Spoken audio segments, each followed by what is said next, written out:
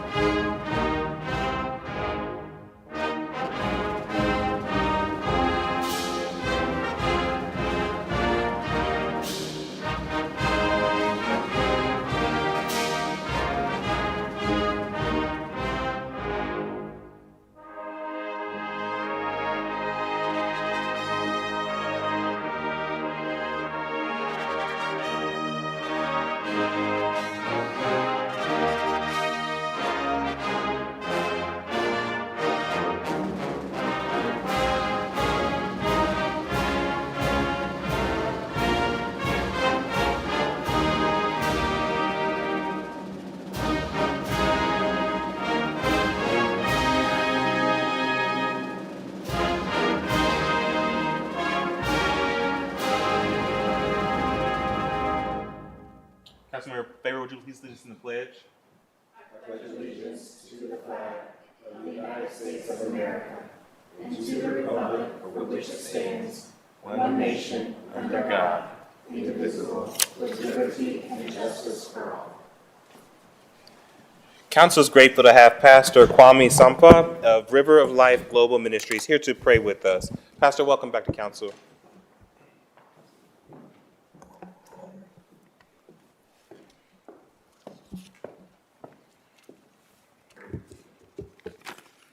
Praise the Lord.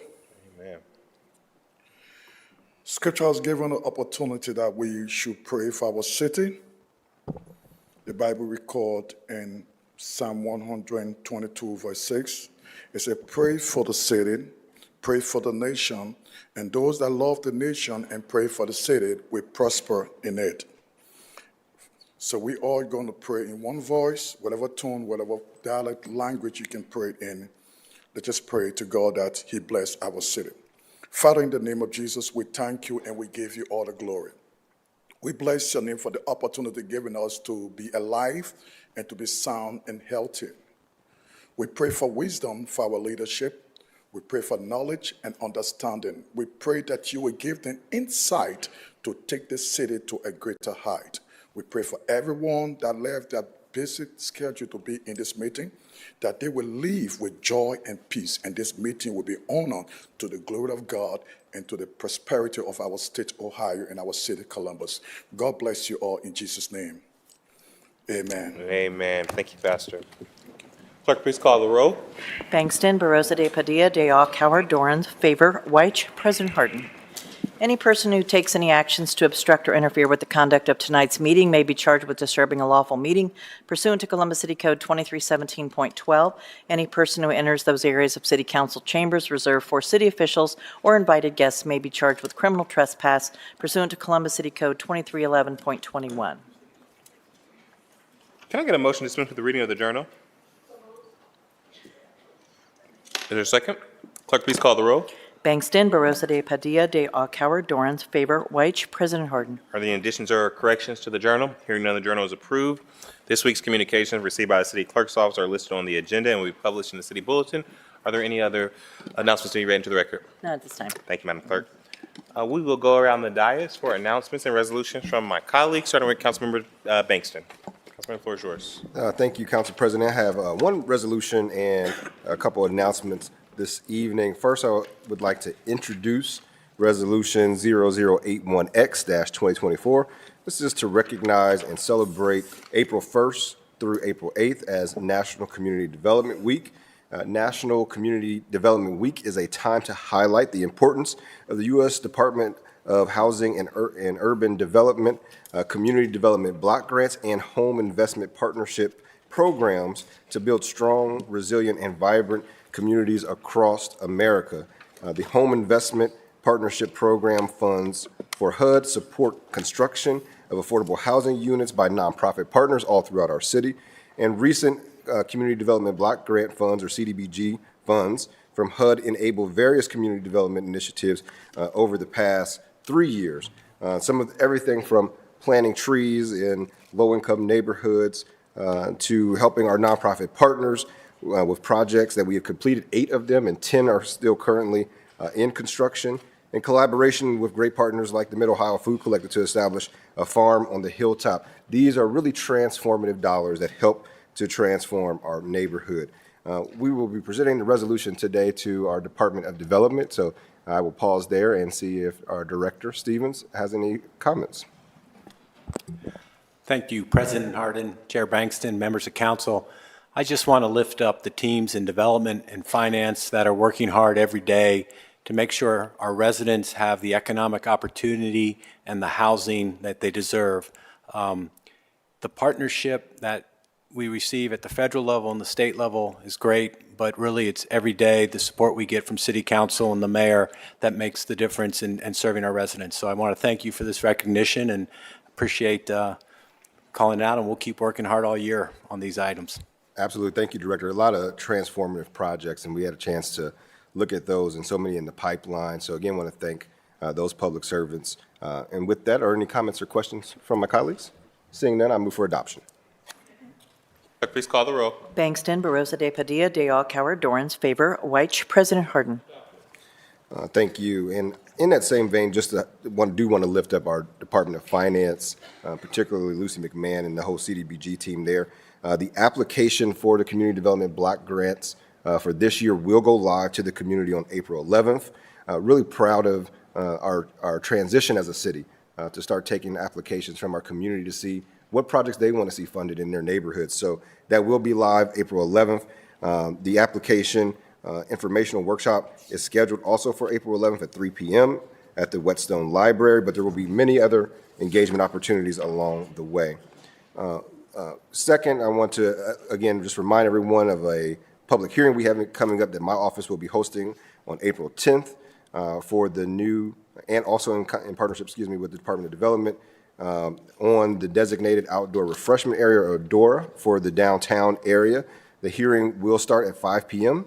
And take place at Land Grant Brewing Company in Easton in Franklinton, at 424 West Town Street. Any resident wishing to provide testimony about the proposal during the hearing should email my legislative aide, J.P. Dorval, at jpdorval@columbus.gov by noon on the day of the hearing. And then lastly, just a heartfelt thank you to everyone who attended our Small Business Roundup. Again, I want to give a special thank you to the Department of Development as well as our Office of Diversity and Inclusion. We had well over 200 small and minority businesses there that had an opportunity to network and to learn more about what the successes that we experienced as a city in 2023, but also what to expect in 2024. And one thing I just want to reiterate, and again want to thank both the administration for their partnership, is that in the last 2 years, we have increased the amount of investment in our small business support ecosystem by over 200%. And that is to be commended, and that shows this city's commitment to our small and minority businesses, which are the heartbeat of our city. So again, thank you everyone who attended. We will be sending out the full deck to that, but a lot of the information you can get on the city's Small Biz Hub as well. That's all I have. Thank you. Good job with that event. I heard it was amazing. Councilmember Barosa de Padilla. Thank you, Council President. I have one resolution this evening. But first, I want to say Happy Eclipse Day. We have a full house today. Thank you for joining us. I can't promise that it will be as exciting as a lunar eclipse this evening, but we're happy that you are all here.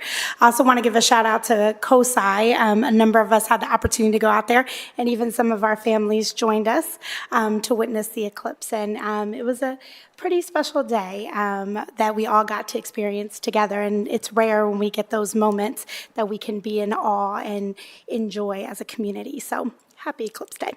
I would like to introduce Resolution 0089X2024 to honor and recognize April 3rd, 2024 as Asian American, Pacific Islander, and Native Hawaiian Women's Equal Pay Day.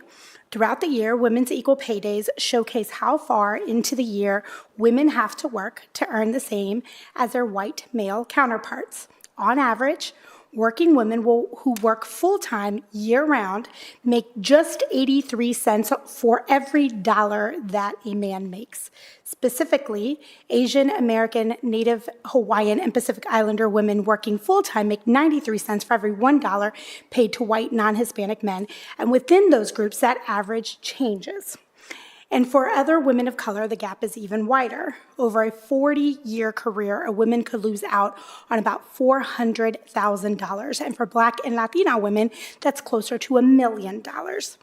Discrimination accounts for some of the pay gap. In nearly 90% of occupations, women are paid on average less than men. And this is regardless of educational attainment or experience. Women also carry a disproportionate caregiving responsibility for children and aging loved ones, which can force them to leave the workforce, reduce their work hours, or forego advancement opportunities. Women are often underrepresented in careers that offer good pay and benefits, and in careers such as teaching, childcare, and nursing, where we can be overrepresented, the pay is not what it should be, despite being critical to our communities and our economy. I would like to invite Dr. Joyce Chen, Professor of Economics and Women's, Gender, and Sexuality Studies at The Ohio State University, to accept this resolution. Dr. Chen, the floor is yours. Thank you so much. I'm delighted to be here to commemorate Asian American, Native Hawaiian, and Pacific Islander Women's Equal Pay Day. I wish it was earlier in the year, of course.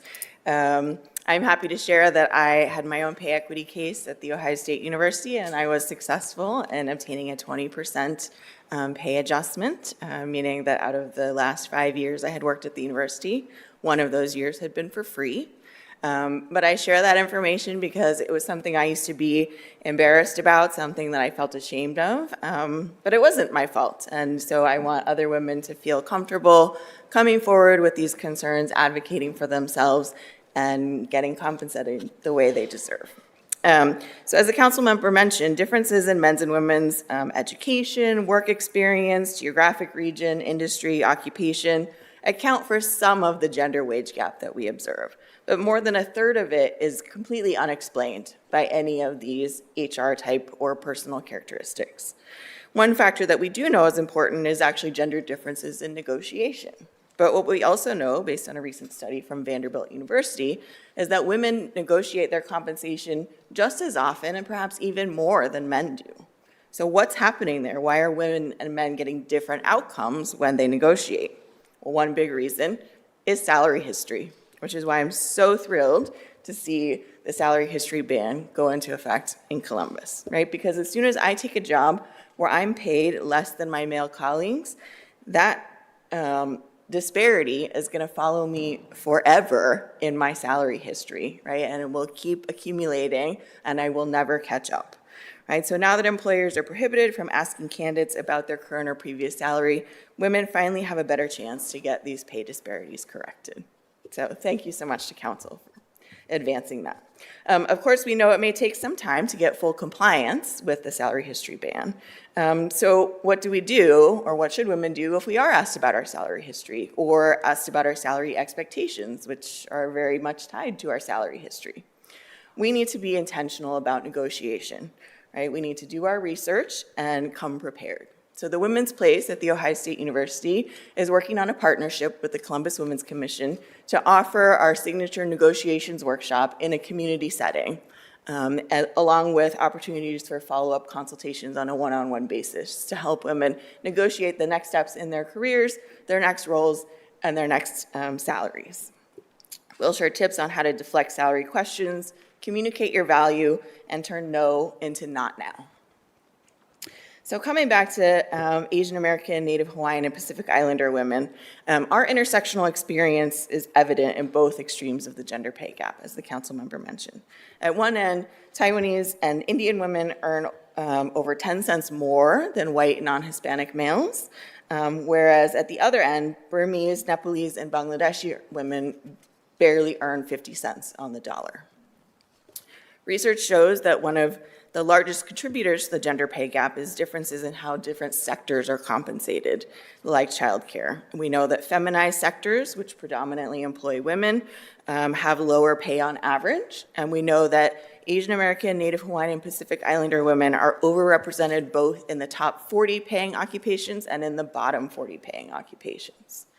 So to achieve pay equity, we're going to need policies that push back against this continued devaluation of the caregiving industry. We need childcare and early childhood education to be valued as public goods that benefit the entire community and not just parents. Right? Support for caregiving is support for workforce development and for economic growth. We also need employers to mandate pay equity audits. Right? We need women to be able to advocate for themselves for pay equity without fear of retribution, without fear of job security. We need a pay equity process that doesn't pit employees against their managers and that gives managers the capacity to address these inequities, to ensure that equity is a win-win for everybody involved and not a zero-sum game where an equity adjustment for me is coming at the expense of my colleagues. So thank you so much to Council for all the work you've been doing in this space, and I look forward to what you'll do in the future. Thank you, Dr. Chen. I'll open it up for my colleagues if you have any questions or comments. Thank you. So throughout the year, myself and my colleagues, as part of the Women's Caucus, we will mark each one of the equal pay days and continue to put these stats out there, because I think as Columbus continues to grow, and this is part of when we talked about the salary history ban, it's about setting processes, changing systems, so that as people come into Columbus, they're not just doing business in Columbus, but they're doing the business of Columbus, and that's investing in the prosperity of our people and our families. And so that's why policies such as these are so important, especially when we're talking about more than half of our workforce. And this is only for salaried folks. We are not even talking about women or other people in our community that can't negotiate because they're hourly wage workers.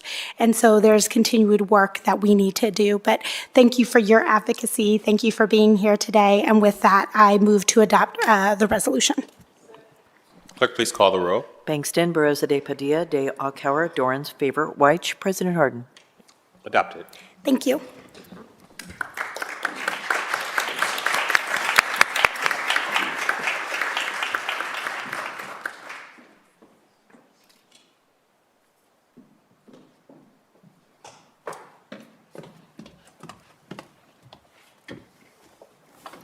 That is all for me this evening, Council President.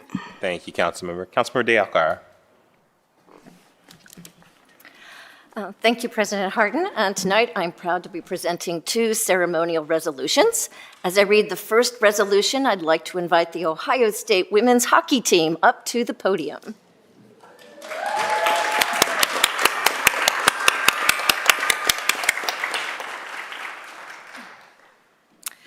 Resolution 0078X-2024, celebrating the Ohio State University's 2023-2024 women's ice hockey team. As a fitting part of Women's History Month, last month, the OSU women's hockey team won their second national title, a mere 2 years since winning their first title in 2021. This incredible team went 35-4 this year under the leadership of head coach Natalie Muzzerall, who has been with the program for 8 seasons. During the season, multiple team members received national recognition. Senior goaltender Reagan Kirk earned the 2024 Frozen Four Most Outstanding Player Award, and freshman Joy Dunn received the Julie Chu Women's National Rookie of the Year Award, in addition to scoring the lone goal in the national championship game. As we all know, Columbus is proud to be home to many dominant women's sports teams, including many of the Ohio State University's teams. With the recent addition of the Columbus Fury as the first ever professional women's sports team in our city, and with Columbus being a city full of passionate hockey fans, perhaps one day we will see our own team in the new Professional Women's Hockey League, a league which was immediately beloved by millions nationwide and further cemented that women's sports are growing like never before. I would like to turn the floor over to team captain Jen Gardner to talk more about this incredible season and this inspiring victory. On behalf of the Ohio State Women's Ice Hockey Program, I'd like to say thank you to the Columbus City Council for hosting us today. This season has been nothing short of incredible, ending off with our program's second national championship title in just 3 years. In 2022, we won the first ever. We were 1 goal short in the championship game last year, and this year embarked on what we like to call our revenge tour back towards chasing another title. This season, our roster consisted of 23 girls, all with different backgrounds, 6 transfers, 4 freshmen, all with one common goal of winning a national championship. We have the most kind and selfless individuals in our locker room who are willing to sacrifice anything for each other, and that's what led to all of our successes. We all chose to be Buckeyes because of the people, the tradition, and the excellence, as well as the opportunity to leave a legacy. Ohio State Women's Ice Hockey provides us with the best resources any student athlete would possibly need to succeed. Through our 7-month season, we practice 4 days a week, play games on 2, and have 1 day off. Our day off is definitely not taken for granted and is used for rest and recovery to fortify the student portion of student athlete. Our staff is one of the biggest keys to all of our successes, composed of the most well-rounded, positive, and encouraging individuals, all from our athletic director to our athletic trainer, strength and conditioning coach, and many other support staff. Us athletes are put in the best spot to succeed every day. Our head coach and fearless leader, Coach Muzz, is someone who challenges us all to new heights every day, but we wouldn't be anywhere without her. She is a woman who inspires us and empowers us, and this national championship would not have been possible without her leadership. As hard as our team works on the ice, this drive is seen off the ice as well. We have all kinds of majors being studied on our team: pre-med, engineering, environmental science, psychology, communications, and 3 master's programs including bioethics, sports management, and coaching. This term, our team averaged a 3.8 GPA, which is the highest in program history. We have also won the highest team GPA award in Ohio State athletics for 4 consecutive years now. Outside of the hustle and bustle of hockey and school, we are just extremely grateful to be a part of this incredible program. I have personally been on the team for 5 years now, and when I was a freshman, there were nearly no fans at our home games. Fast forward to this past season, we sold out nearly every home game in a matter of minutes when tickets were put on sale, and had to turn away many fans who were constantly experiencing the love at our games. Our team enjoys working to give back to the community by coaching and mentoring young female hockey teams to inspire them to strive for their dreams and hopefully one day become Buckeyes as well.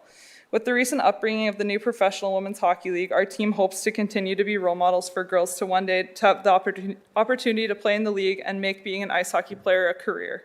As the captain of this incredible team, I would just like to say how proud I am of this entire group and how special this year has been. Unfortunately, this exact group will never suit up for a game again together, but the memories and the sisterhood we have will last a lifetime. This journey is only as great as the people who are a part of it, and none of this would have been impossible without the endless support from Buckeye Nation, the City of Columbus, and the entire state of Ohio. Thank you.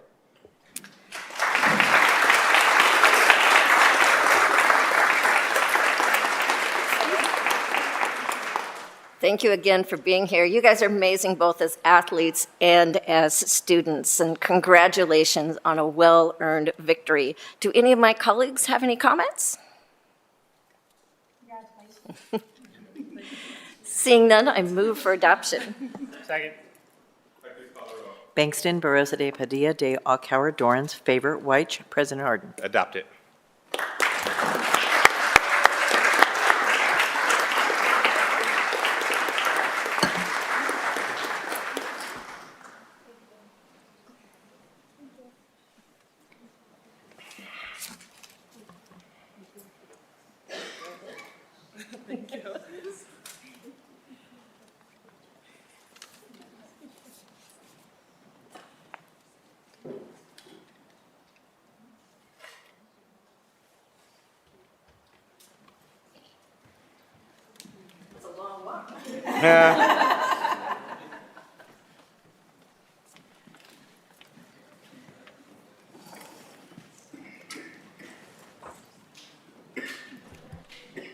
Is that it?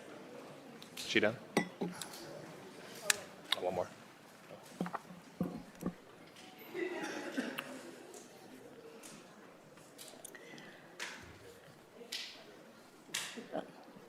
Next, I have Resolution 0080X-2024 to proclaim April as Parkinson's Awareness Month and recognize the Parkinson's Foundation's Moving Day. As I read from this resolution, I'd like to invite Alexis Caldwell, Dan Shotwell, and Sam Anderson up to the podium. Parkinson's disease is a chronic, progressive neurological disease estimated to affect approximately 1 million people in the United States, with 60,000 new diagnoses each year. Symptoms vary from person to person, but can include tremors, slow movement, rigidity, difficulty with chewing or speaking, and a variety of non-motor symptoms. Caregivers and volunteers across the world work every day to improve the quality of life for those with PD. Increased research, education, and community support, such as those provided by the Parkinson's Foundation, are much needed to work towards this goal of increased quality of life. For the past 12 years, the Foundation has hosted Moving Day Columbus, an annual fundraising event and walk to raise funds and awareness. This event encourages people to get out and move, an activity that has proven effective in managing Parkinson's symptoms. As a spouse of someone living with Parkinson's, I am proud to be a sponsor of Moving Day this year, as it is such an important way to support our fellow residents living with this disease. Those living with PD are not homogeneous. The disease can look completely different in different people, not always aligning with what most people think this disease looks like. We're so lucky to have with us today Alexis Caldwell from the Parkinson's Foundation, along with Sam Anderson and Dan Shotwell, two fierce advocates from the Foundation that continue to live their life to the fullest following their respective diagnoses. Alexis, I turn the floor over to you. Thank you so much. I'm going to let Dan take it away first, and I will hop back after you. Thank you. As a person with Parkinson's and as a member of the Parkinson's Foundation Board, we want to say thank you for your recognition of Parkinson's Awareness Month. It means a lot to a lot of people. There are over 1 million people, Americans, living with Parkinson's disease today, and the Parkinson's Foundation works tirelessly every day to improve the lives of people with Parkinson's. We appreciate the opportunity to raise awareness for Parkinson's disease, and we invite you to learn more about Parkinson's disease by visiting the Parkinson's Foundation website. Just a wealth of information for people with Parkinson's as well as caregivers or friends and people in the community. And thank you again so much for this opportunity. Thank you, Dan. I think it's always important to hear from people who are experiencing Parkinson's themselves, so thank you guys so much for being a part of this. My name is Alexis. I work for the Foundation here in the Great Lakes chapter, which covers Ohio and Michigan. As Dan said, we just want to thank you guys so much for this resolution. Specifically, thank you, Councilwoman Day Ockauer. Appreciate it so much. Your support has been amazing, and I know the people with Parkinson's in Columbus feel it too. Every 6 minutes, somebody is diagnosed with Parkinson's disease. So just for reference, since this meeting began, 5 people got a diagnosis that's going to change their life forever. Family members, friends, caregivers, and people with PD, this journey could be different for everybody, and we are so proud to be able to help represent them. In addition, the Parkinson's Foundation, our entire mission is to enrich and improve the lives of people who are living with Parkinson's today. The fundraising that we do, along with the programming, is all around making sure that we are enriching and improving their lives. Everything from exercise programming to resources to education, that is our main goal and focus, which leads us to Moving Day. So Moving Day Columbus is an annual event that we host. It is a fundraiser, but it is completely free for anybody who wants to attend. We encourage family members to come, and family members, caregivers, medical professionals, not just for resources, but for a way to build community with our Parkinson's folks. So we appreciate it so much. The support is amazing, and to see the great work that you guys are doing in Columbus. So thank you so much on behalf of the Parkinson's Foundation Great Lakes chapter. Appreciate it. Thank you all for being here and for all the work that you are doing to help others navigate this disease. Do any of my colleagues have any comments? No. Seeing none, I move for adoption. Bangston, Barosa de Padilla, de Alcauer, Dorans, favor, Weich, President Harden.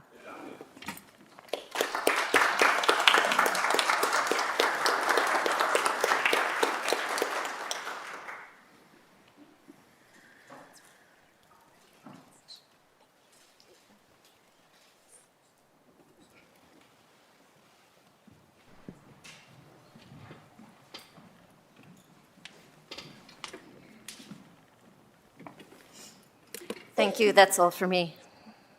Thank you, Councilmember. President Pro Tem. Councilmember Favor. Thank you, Council President Harden. Tonight I have one resolution. At this time, I'd like to invite our partners from the Columbus Realtors to the podium to present Resolution 0061X-2024 to recognize April 2024 as National Fair Housing Month and to commend the Columbus Realtors for their efforts to promote housing and equality. Fair Housing Month commemorates the passage of the Fair Housing Act of 1968. The law prohibits discrimination in the sale, rental, and financing of housing and requires federal, state, and local governments to proactively dismantle the discriminatory structures that hold back people of color and underserved populations from equitable access to the neighborhoods of their choice. Founded in 1908, Columbus Realtors is a professional trade association comprised of over 9,400 real estate professionals engaged in residential sales, leasing, consultation, land development, and more. Since their founding, the Columbus Realtors Association has made it a goal to increase awareness of fair housing issues, eliminate intolerance and biased behavior among real estate practitioners and the public, and to grow diverse leadership within its ranks. The Columbus Realtors contributes to ensuring fair housing through partnering with local coalitions and leaderships on initiatives in educational programming, and will continue to pave the way for all home seekers to adequately housed and to make our city an even better place to live. At this time, I will turn the podium over to you all. Councilwoman Favor, Council President Harden, members of council, thank you very much. My name is Scott Rabchak, and I am the 2024 president for Columbus Realtors. We really appreciate the recognition this evening. Columbus Realtors and our members understand that real estate professionals and consumers depend on strong fair housing laws and practices for our communities and for our economy to thrive. Discrimination distorts the housing market and closes the door on the American dream of home ownership for qualified buyers. We advance our commitment to fair housing through policy, through advocacy, through innovative programming, and through legal guidance. Article 10 of Columbus Realtors Code of Ethics states that realtors shall not deny equal professional service to any person for reasons of race, color, religion, sex, handicap, familial status, national origin, sexual orientation, or gender identity. Realtors shall not be parties to any plan or agreement to discriminate against a person or persons on the basis of race, color, religion, sex, handicap, familial status, national origin, sexual orientation, or gender identity. Columbus Realtors holds this to the highest standard when conducting business in our advocacy efforts. We promote public policies that advance broader homeownership availability, accessibility, and affordability in all of our communities. Additionally, we prioritize efforts to narrow homeownership gaps among demographic groups and promote strong enforcement of anti-discrimination laws in the housing marketplace. Good afternoon. I'm Rodalyn Freehas. I'm president of the Columbus chapter of the Asian Real Estate Association of America, ARIA for short, and board of director with Columbus Realtors. ARIA Columbus is dedicated to serve as the resource and voice for the Asian American real estate community. We are an inclusive network of professionals promoting sustainable home ownership opportunities throughout Ohio by creating a powerful national and local voice for housing and real estate professionals that serve this dynamic market. When we talk about fair housing for all, Asian Americans, like other minority groups, have historically faced challenges such as racial discrimination, language barriers, and cultural biases when trying to secure housing. ARIA advocates for fair housing policies and enforcement mechanisms that help secure equal access to housing opportunities for all, regardless of race or ethnicity. We thank Council for promoting initiatives that provide resources for language assistance and culturally competent housing services that can help mitigate disparities and promote fair housing practices within the Asian American communities. Thank you again for this recognition, and we look forward to our continued partnership in addressing fair, equitable housing within the City of Columbus and the Central Ohio region. Thank you all for your partnership ensuring that all of our residents in Columbus, Ohio have access to equitable housing in our community. And it is a partnership. And so we are really great and grateful for the work that has been done thus far to ensure that our folks have access to housing. And of course, if you're in the city of Columbus, we should also highlight that it is also discriminatory to discriminate against someone based upon how they receive their source of income.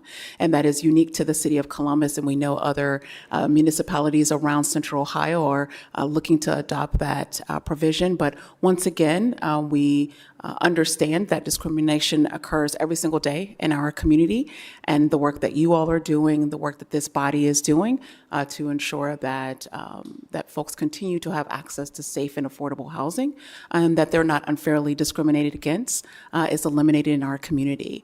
If you do believe that you have been unfairly discriminated, we do encourage our residents to reach out to the Legal Aid Society of Columbus, which can help you navigate that process.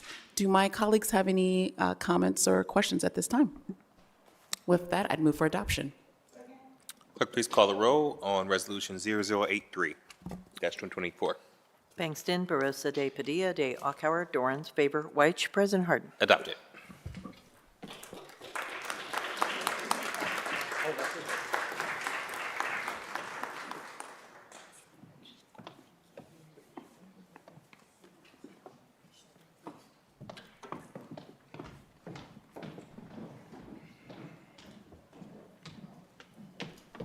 Thank you. That's all I have, Council President. Thank you, Councilmember. Councilmember White. Yeah, just two quick announcements. First, I want to say Happy Earth Day, Earth Month, everyone. Please take some time this month to get back to the planet.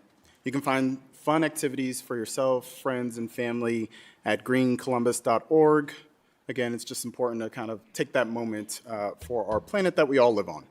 Second, I want to invite you all to join me for a community discussion this Thursday from 6 to 7 p.m. at Lozelle Woods Community Center. Attendees will hear updates from first 100 days of office, the State House, Link Us, and Zone In, followed by questions and an open discussion period for the public to share their concerns. Whether you have ideas to share or just want to listen to the updates provided, all are welcome to participate. Hope to see you there. Thanks. Thank you, Councilmember. I have one resolution myself, and that is Resolution 0086-2024. Would Steve from Strictly Jazz Sounds and Stephanie Matthews come down? And all those folks. We invite everybody to come down. And this is to celebrate the legacy of jazz in Columbus and to recognize April as Jazz Appreciation Month in the city of Columbus. Jazz Appreciation Month calls attention to the rich history of jazz and the musicians who have contributed to the genre.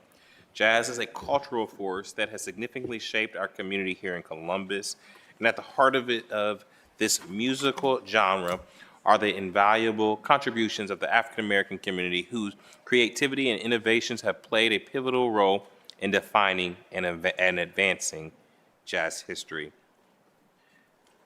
I would like to turn the podium over to you to say a few words about just this month, but also the work that you guys do every day to advance jazz and what it means to all of our communities. Thank you.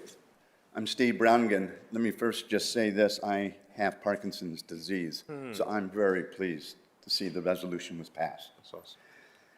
So good afternoon. I am Steve Browngan, the producer and host of Strictly Jazz Sounds, the podcast where we talk about all things jazz. The show is based here in Columbus, where I collaborate with the Tribe for Jazz. Legendary jazz pianist and UNESCO Goodwill Ambassador Herbie Hancock said that the values of Jazz Appreciation Day, and I submit, by extension, Jazz Appreciation Month, stand for freedom of expression, peace, dialogue among people, and human dignity. It is perhaps the most democratic form of expression where everyone is equal. Peace, it is perhaps the most democratic form because it's always pushing the boundaries toward equality. Today, we celebrate this Black indigenous art form and encourage everyone to spend some time learning about and listening to jazz. I'm honored to be a part of A Tribe for Jazz as we strive to educate, inspire, engage, and enjoy this incredible music. I invite you to listen to Strictly Jazz Sound and to jazz podcasts around the nation, or anywhere that you can find it on the internet. And by the way, you can find mine at strictlyjazzsounds.com. Love it. Thank you. And I introduce my wonderful colleague, the Executive Director of A Tribe for Jazz, Stephanie Matthews.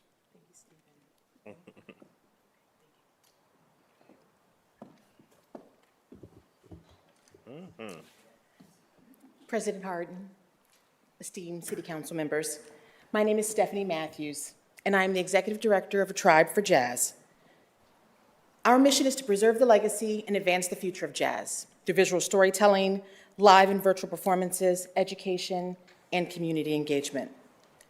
On this 8th day of April, during what is nationally recognized as Jazz Appreciation Month, we are honored to receive this resolution celebrating the rich history of jazz in Columbus, Ohio, and the recognition of April as Jazz Appreciation Month in the city of Columbus.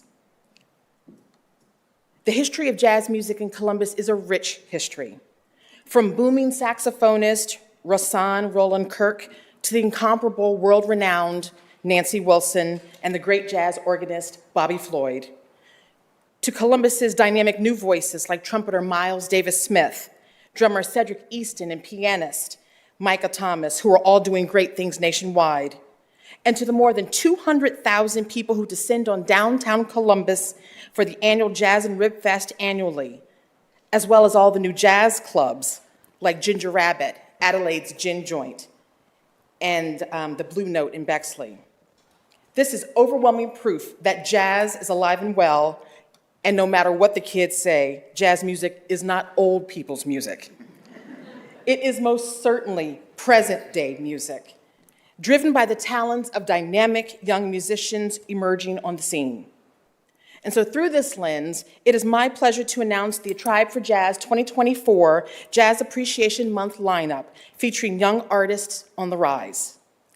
Our series kicks off on April 6th with acclaimed Filipino-American saxophonist John Arabagon at Ginger Rabbit. On Saturday, April 13th, in collaboration with the Columbus College of Art and Design, we present internationally renowned Spanish pianist and composer Marta Sanchez. Thursday, April 18th, we present Columbus's own George Delancey Sextet at the Columbus Dance Theater, followed by Israeli harmonica virtuoso Roni Eaton on April 27th, also at the Columbus Dance Theater. And in celebration of International Jazz Day on Tuesday, April 30th, we will close out the series with British trumpeter Alexandra Ridout at Capital University Conservatory of Music.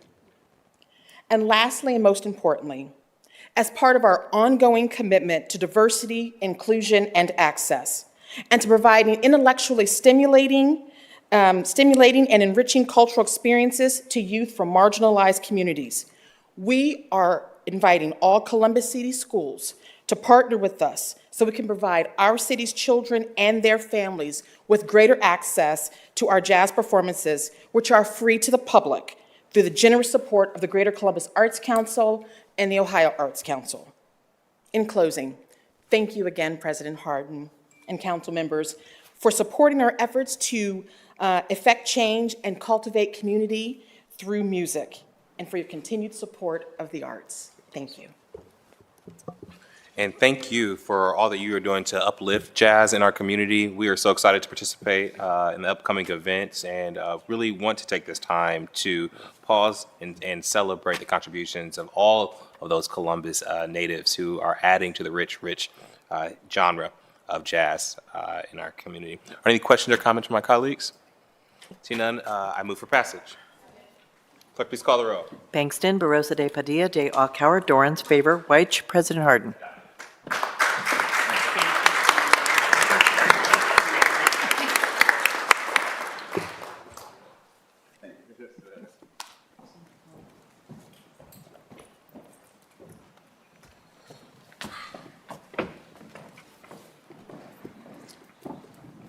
Are there any comments by our elected officials, Treasurer's Office, the Attorney's Office, Auditor's Office? Hearing none.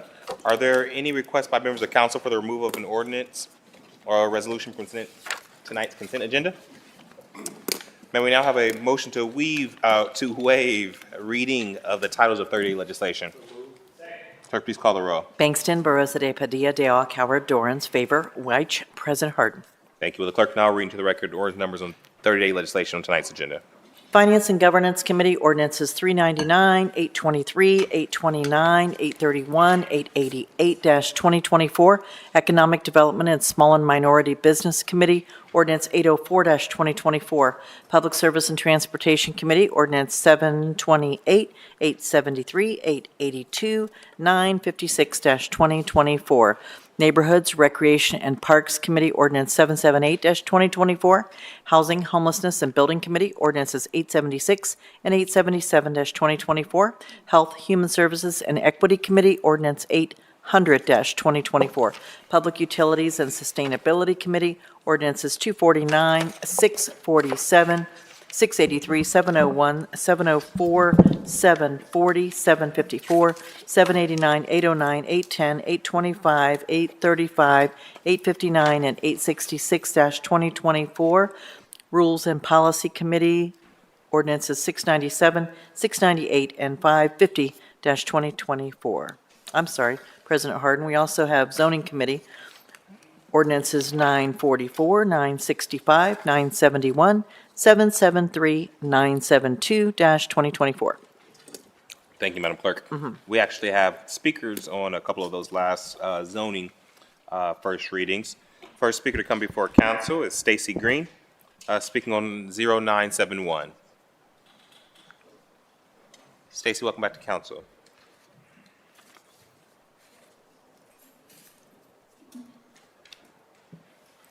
Yeah, come on. Love. Thank you very much, Council, for allowing me to speak. We began this process 2 years ago in June. We came before you and we shared what our objections were to this particular development. We in the African American community are always challenged with affordable housing. Unfortunately, we're not able to fight a war on one front. We have education and workforce readiness challenges too. This development is taking our largest parcel, which even contradicts the City of Columbus's own development plan for our neighborhood. It said large parcels should be used to maximize job density. We need job density. Columbus is not short on available space. You do not have to take our largest parcel for affordable housing because there's plenty other space, even with our own community.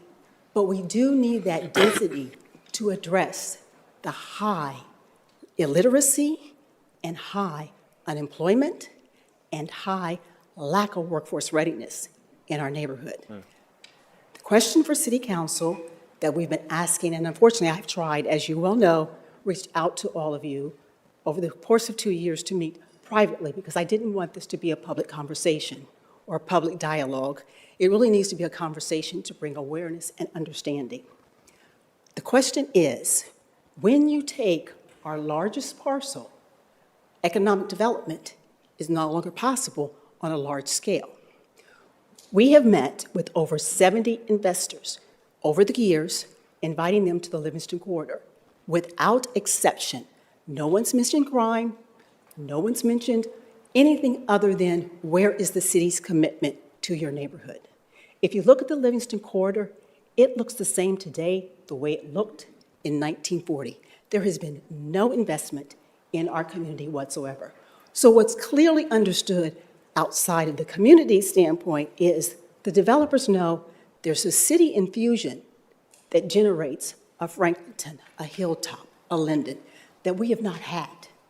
Now, when you take our largest parcel and you put affordable housing on there, the question becomes, where's the city's commitment? Where's the city's investment?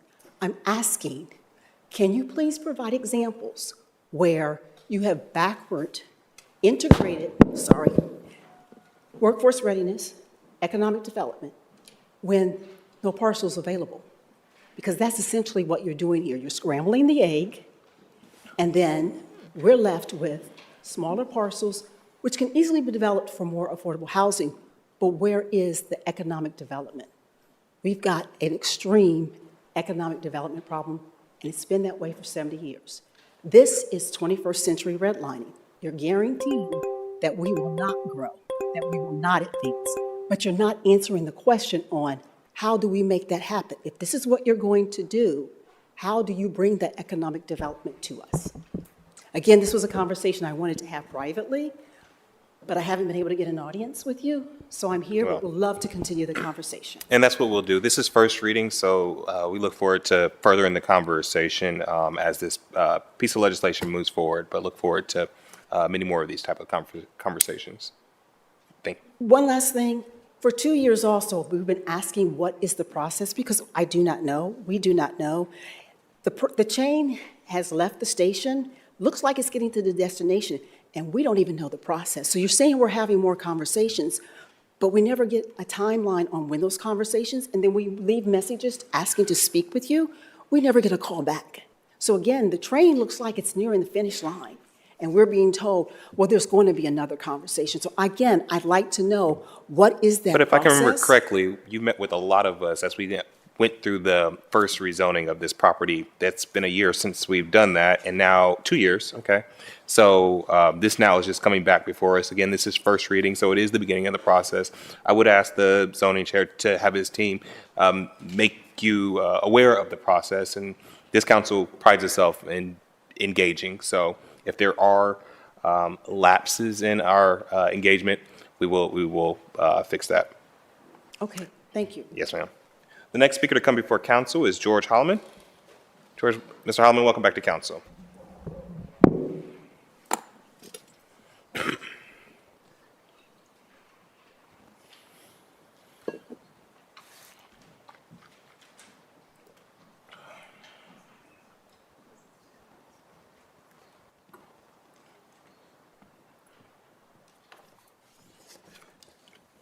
Good evening, President Hardin, council members, and most of all, the citizens of Columbus, Ohio.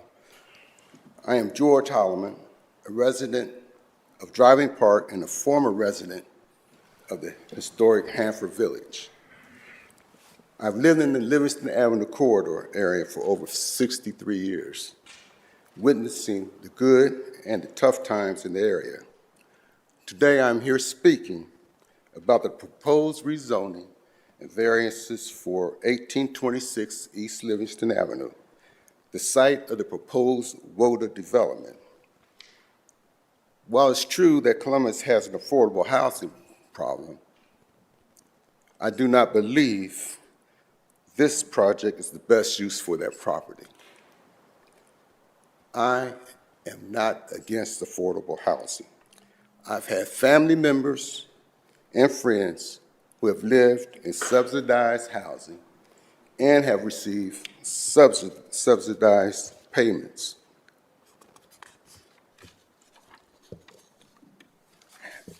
Having served on 2 area commissions, I have supported affordable housing proposals.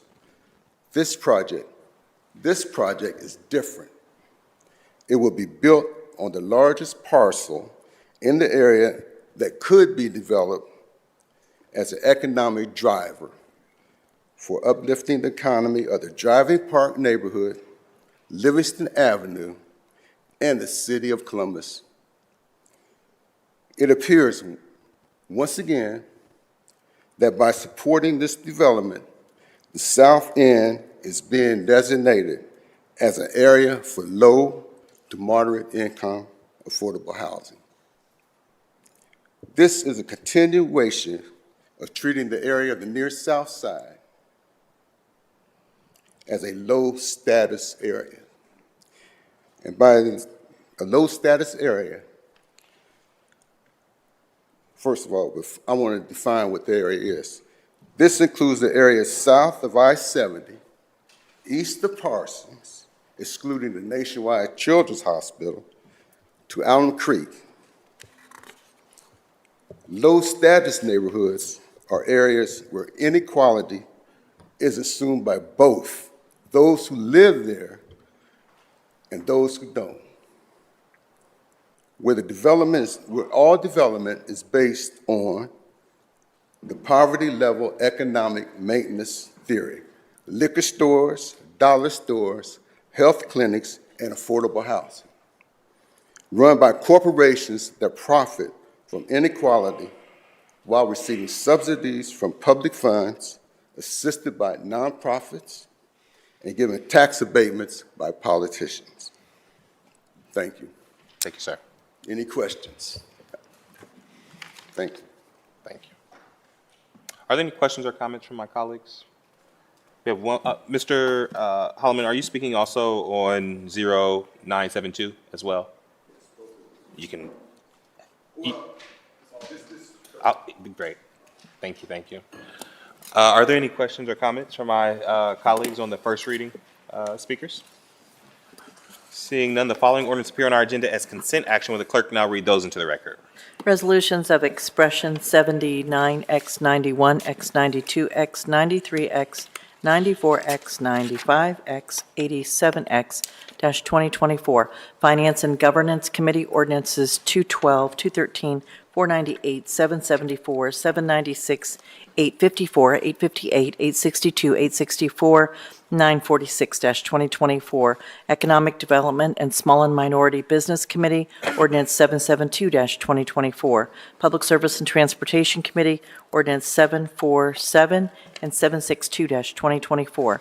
Neighborhoods, Recreation and Parks Committee, Ordinances 338, 694, 695, 696, 721, 723, 779, 780, 901-2024. Workforce, Education and Labor Committee, Ordinances 878, 797, and 880-2024. Housing, Homelessness and Building Committee, Ordinances 732, 733, 834, 879, 902-2024. Health, Human Services and Equity Committee, Ordinances 656 and 824-2024. Public Safety and Criminal Justice Committee, Ordinances 306, 726, 767, 836, 853, 887-2024. Public Utilities and Sustainability Committee, Resolution 51X-2024, and Ordinances 828 and 857-2024. Rules and Policy Committee, we have appointments from the Mayor's Office numbered A0031, 88, 90, 91, 92, 93, 95, 96, and 97-2024. Thank you, Madam Clerk. Are there, seeing no speakers on the consent portion of the agenda, are there any questions or comments? Hearing none, is there a motion to approve? By voice. Mr. Bankston, Yes.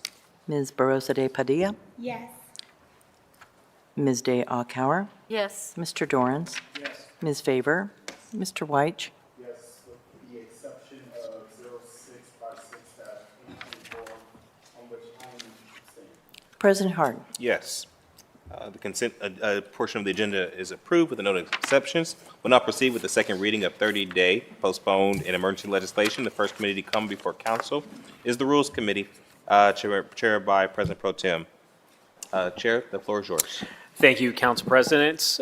Tonight, in Rules and Policy Committee, we have Ordinance 0088X-2024, which formally introduces this resolution to declare the city's intention to amend the zoning map by rezoning certain properties from Title 33 Zoning Code District designations to the new Title 34 2024 Code District designations and declare an emergency. As we all know, Columbus and Central Ohio are growing.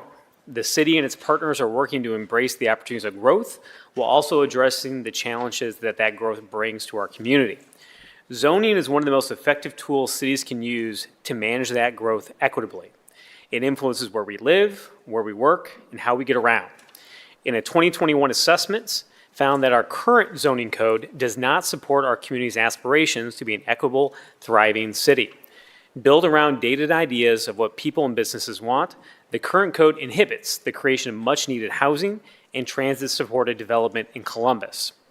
It's difficult to use. It creates heavy reliance on project-by-project negotiations, variances, and rezonings to accommodate even simple projects in our city.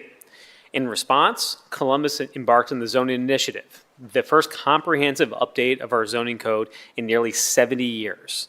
The goal of Zone In is to create more effective, equitable, and sustainable framework for guiding land use, development, and growth. On October 9th, 2023, this council passed resolution number 0179-2023, wherein council resolved to adopt and support the overall zoning project goals and Phase 1 priorities, which focus on housing, mobility, urban design, equity, and local businesses. The goals and priorities drew on extensive community engagement, technical analysis, and adopted land use plans and larger efforts such as the Columbus Housing Strategy, the Link Us Initiative, and the Columbus Climate Action Plan. 2 weeks ago, on March 25th, 2024, this council adopted ordinance number 0830-2024, which amended Chapter 3310 and outlined a plan to create a new zoning code in Title 34, designed for the new 2024 zoning code. Title 34 will work in conjunction with our current zoning code in Title 33. The ordinance also codified the process to rezone properties from the Title 33 zoning district to the new Title 34 zoning districts. This guidance is critical given the unique nature and scale of the zoning initiative, and this resolution responds to the process enacted in that prior ordinance. This resolution initiates a 60-day public review period outlined. During that period, area commissioners, many of which we have with us here today, thank you for being with us here, commissioners, our Historic Resource Commission, the Development Commission, and other applicable reviewing bodies will be provided with the Zone-In Phase 1 proposal and supported documentation. Members of the public are able to get that proposal online as well. And it's been made available at the Zone-In Interactive Gallery space at 141 North Front Street here in downtown Columbus. Mailing of notice to owners of impacted properties and owners of property within 125 feet of impacted properties will coincide with that review period as well. City Council will hold 2 or more public hearings during that public comment period, and additional meetings as its conclusion to consider whether comments received during this review period require any further action, which will result in amending the proposal that comes before the body tonight. Here to talk more about the process of how we got here and the details specifically of this proposal and what the proposed zoning code and map could mean for the City of Columbus is Assistant Director for Growth Policy, Mr. Kevin Wheeler. Mr. Wheeler, welcome back to Council.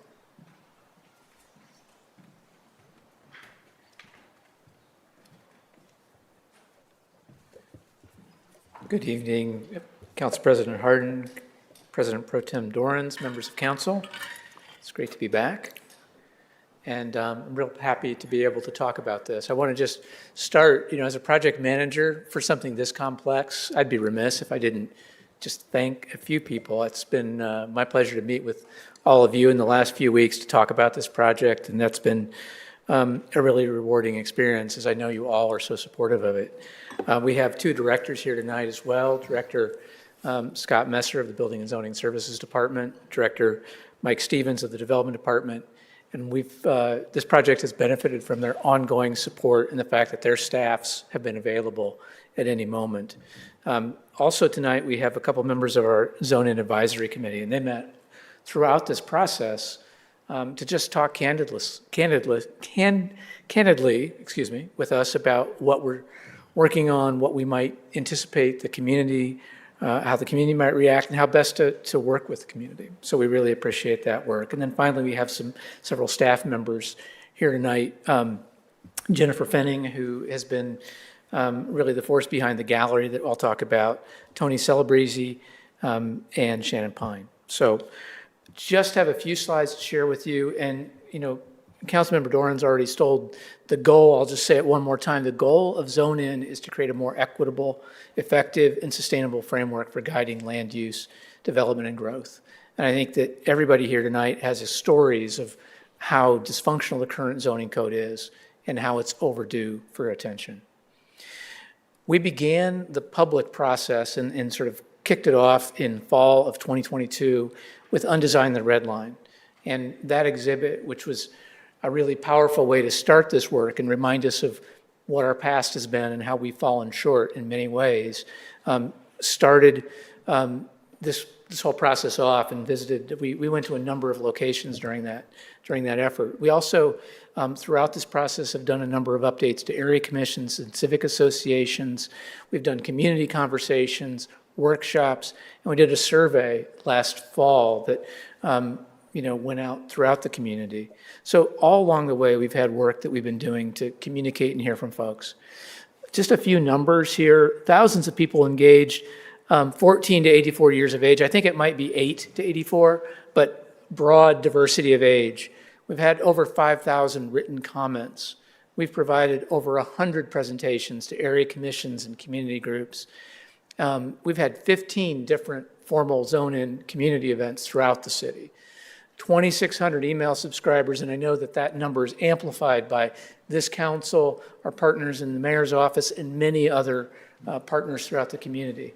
Over 6,600 completed surveys, that feedback coming from all 31 of our Columbus zip codes. And we also sent out over 78,000 postcards to property owners and renters.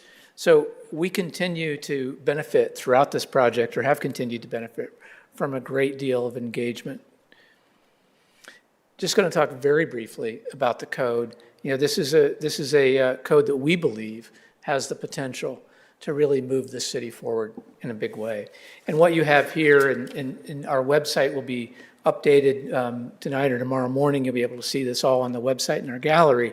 Is just an overview of the 6 different mixed-use districts that we're proposing for the 140 miles of corridor that we have focused on in phase 1.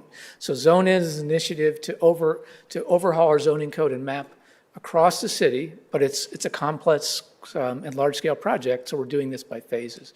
So phase 1 is the mixed-use corridors, our main streets. And we have an array of 6 different mixed-use districts because different kinds of corridors and different segments of corridors call for different treatment. And that's what these districts are about. But in each case, they represent increased capacity for housing, business, and other things. Some of the highlights in the code. The code prioritizes housing. Not only does it allow housing on every one of these parcels, something that currently does not happen or is not the case. It allows extra height, and it provides a bonus between 2 and 4 stories among some of these districts for folks who provide affordable housing through in a committed way. This code elevates people over cars by moving to a market-driven parking solution. We're allowing projects to provide the amount of parking they need and not respond to an arbitrary number. One of the things that we've noticed is many of our peer cities across the country have moved to this model and found it to be a really important step forward in encouraging transit, encouraging walkability. And they found that most people do a pretty good job of providing the parking they need. And yet, it also allows folks to have options that don't require them to own a car or penalize them because they don't own a car. This code removes barriers to using older buildings and growing businesses. We've heard about examples where someone wants to do something fairly modest. They want to reuse an older building or they want to grow their business, but they get tripped up by parking requirements and other zoning limitations. And this code really works to remove those barriers. This code is going to encourage, we believe, and this is a really important thing, smaller scale projects and emerging developers so that, right now, if you do a small project or a big project, you're facing the same kind of barriers because our current code doesn't work. And this code eliminates many of those barriers so that it's possible to do projects throughout the corridors. And then finally, this code does recognize the investment of existing uses. So if an existing use is on the corridor today and is not part of the allowed use table among these different districts, that use has the protection of being able to continue. It can be rebuilt, it can be sold, it can continue to operate. This is something that we felt was important. And one thing I do want to mention about housing, I'm looking back up at that first slide. I think sometimes we've had some conversations about single-family uses, single-family homes. We have about 950 single-family homes in these corridors. Over half of them are currently inconsistent with their existing zoning. This code update will rectify that situation. It will make all of them allowed by right. And so that's a big step forward. You know, long-term, are these corridors single-family corridors? Maybe not, but there's no reason for us to add hardship to these folks. In fact, we're alleviating a constraint that they currently have. So what does this code do for us? What can it accommodate? We have a housing capacity analysis work that's been done by our consultant team. The current code would allow an additional 6,000 units in these areas. With these changes, we believe that the capacity, the near-term capacity, realistic capacity is 88,000 additional units. This is a huge number when we look at the kinds of shortfalls that we face as a region around housing. So as we move forward, starting tomorrow with your support on this resolution, we will have our website up. Our website will be updated. It will accommodate the proposed code and map. Folks will be able to get on, make comments directly on the map and code. We'll be checking in with our area commissions, encouraging them to take advantage of this period, this 60-day comment period. Of course, we'll be using email and social media. We will be sending a postcard to property owners this week, reminding them of what's happening here.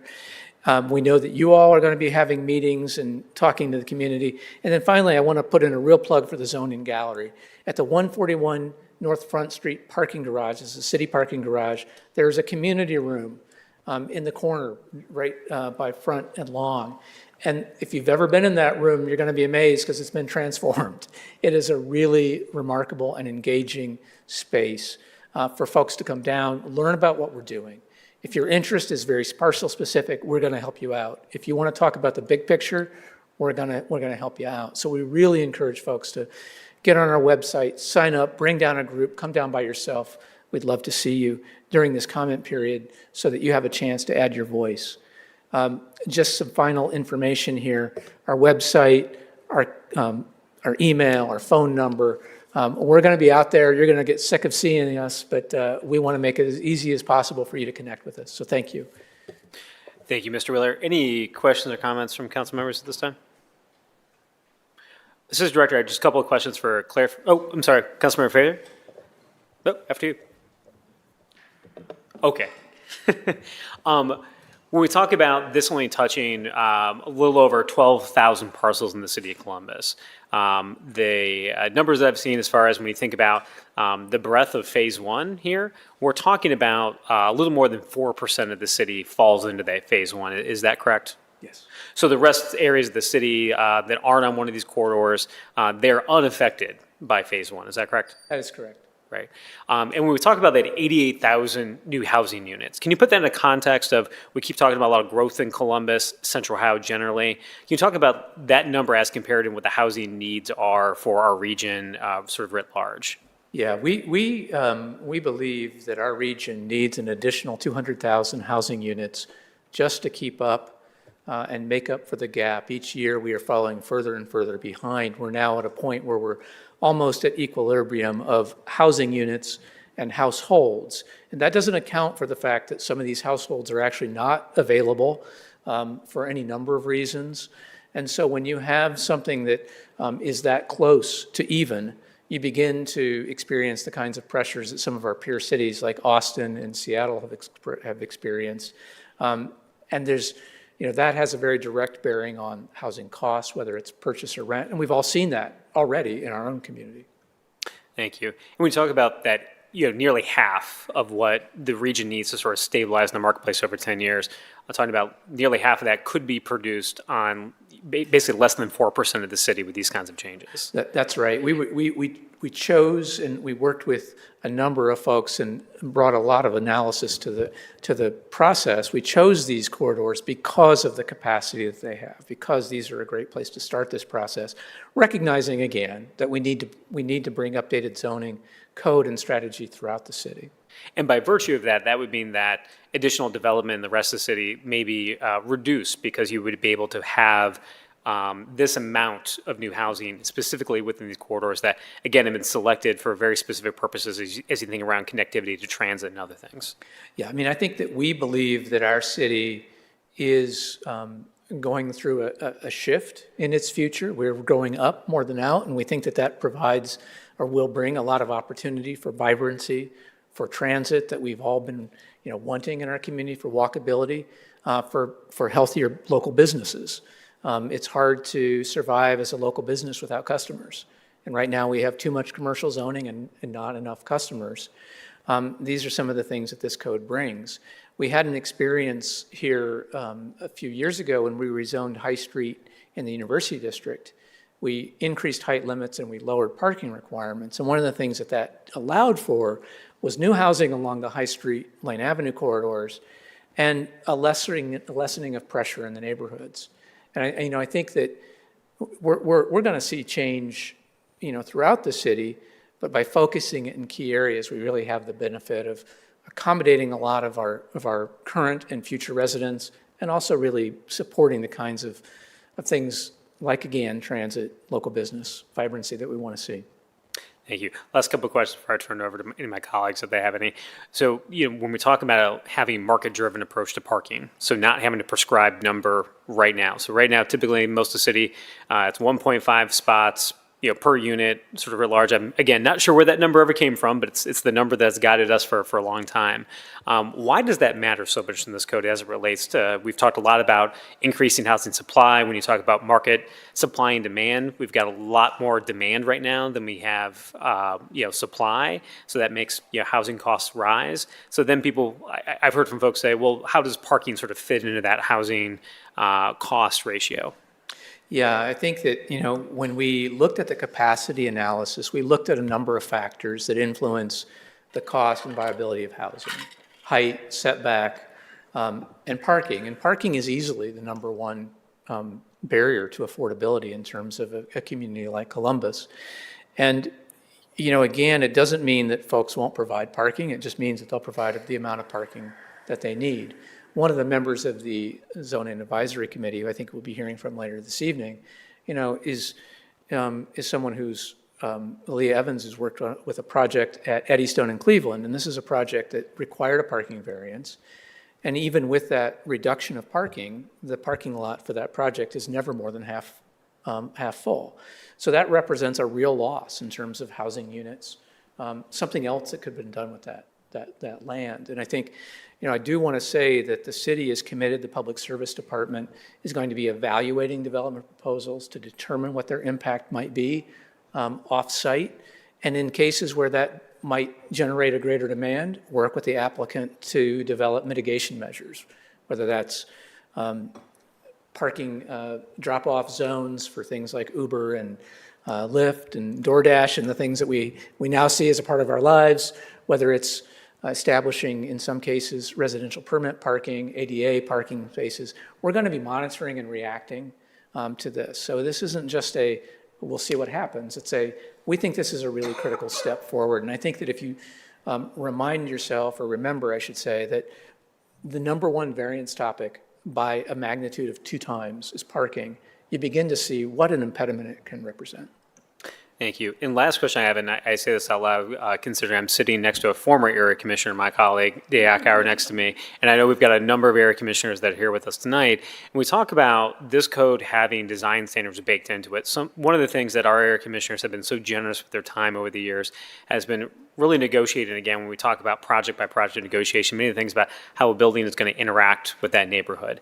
And that reliance upon that project by project negotiation, again, we've had wonderful area commissioners for a very long time, been willing to give their time and effort to that.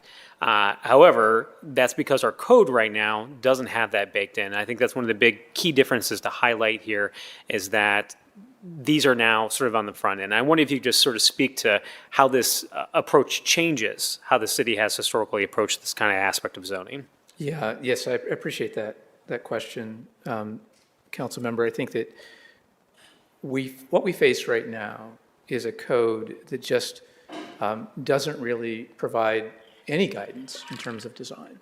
And so what ends up happening across the city varies a great deal. It depends on the sophistication, the savvy of the local community in working with applicants. We believe that that's wrong. We believe that the entire city should benefit from an increased expectation around design. And we have in this focus area, the focus areas that we're talking about tonight, 1,000 variances currently. That's 1,000 times the current code wasn't working, plus hundreds more cases where we've negotiated limitation text or planned districts. These are all examples of times when we've had to find a way to work around a code so that we as a community can see the kind of development we need. These are not situations where someone's trying to do something often that the community doesn't support. These are often cases where the community is supportive, but it requires engagement on the part of the applicant and the community in a way that can stretch out for months and add thousands and thousands of dollars to projects. And so by establishing, an expectation of better design from the beginning that everyone can see, I think that we really are alleviating a lot of that cost in that process. And one of the things that we've really tried to focus on with this code is providing clear expectations, but also providing some flexibility. We know that, building design's tricky stuff. So, the key is, hey, we have expectations of you, but we want to give you some flexibility in responding to those. And that's what we believe this code does. Thank you, Mr. Wheeler. So again, if this resolution passes tonight, we'll start a 60-day comment period beginning tomorrow. Council's required to have at least 2 public hearings. I think we'll likely have more, and I surely expect you will be back for at least most of those public hearings. So I appreciate your work to get us here today and your engagement with council as this legislation is considered by the body. And just make very, very clear what is being voted on here tonight by council is the start of that 60-day comment period. It is not the code itself. So that vote will likely come later this summer. But want to open it up to any of my colleagues that have questions for Mr. Wheeler at this point. Councilmember Fair. Thank you, Mr. Wheeler, for your presentation this evening and for all of the work that you and your colleagues have done to get us to this point. Just in terms of, perhaps if you could speak to, for those who might feel that this might be ingressive in terms of just the sheer number of parcels that could be impacted. Could you speak to the need for us to move with a sense of urgency in order to address the continued growth in our community and why it wasn't best for us to break this down and to maybe 6,000 at a time or something to that effect, just because it does, for some, I have heard, it feels like a lot of properties that are, parcels that are potentially impacted. I'm sorry, council member, as to why there are so many parcels included? Yes. So one of the things that, we looked at as a part of this work, and I could have made this presentation longer, but I know, that time is limited. But we looked at what are the factors that would influence where we start. And we have several dozen adopted area plans in Columbus and community plans. And these plans all point at our main streets as being the places that folks in the community want to see more density, more development, more mixed use. And so we began a process to look at where did the plans call for this kind of activity or land use. We looked at where is our transit today, that is to say our COTA routes. We looked at where do we anticipate improved transit in the form of Link Us, and we looked very carefully at the Link Us routes and stops. We looked at existing zoning, at commercial multifamily zoning, and we looked at existing land use and commercial overlays. And so all these factors began to really just be distilled. We have a great display in the gallery that sort of shows all these things overlaying to create the starting point. And I think that this sense of urgency that we feel because of what's happening to our housing, but also because of the opportunity that these areas represent, to be able to take some of these main streets that have frankly struggled and say, hey, these can once again be the center of vitality and activity in your neighborhood. It requires rezoning. It's not the only thing we need to do, we know that, but this is an important step. Thank you. And President Pro Tem Dorans, if you don't mind, I have a question for Director Stevens. Yeah, absolutely. Thank you, Mr. Wheeler. Director Stevens, the zoning initiative will be very instrumental when we discuss our housing crisis and the actions the city is taking to alleviate them.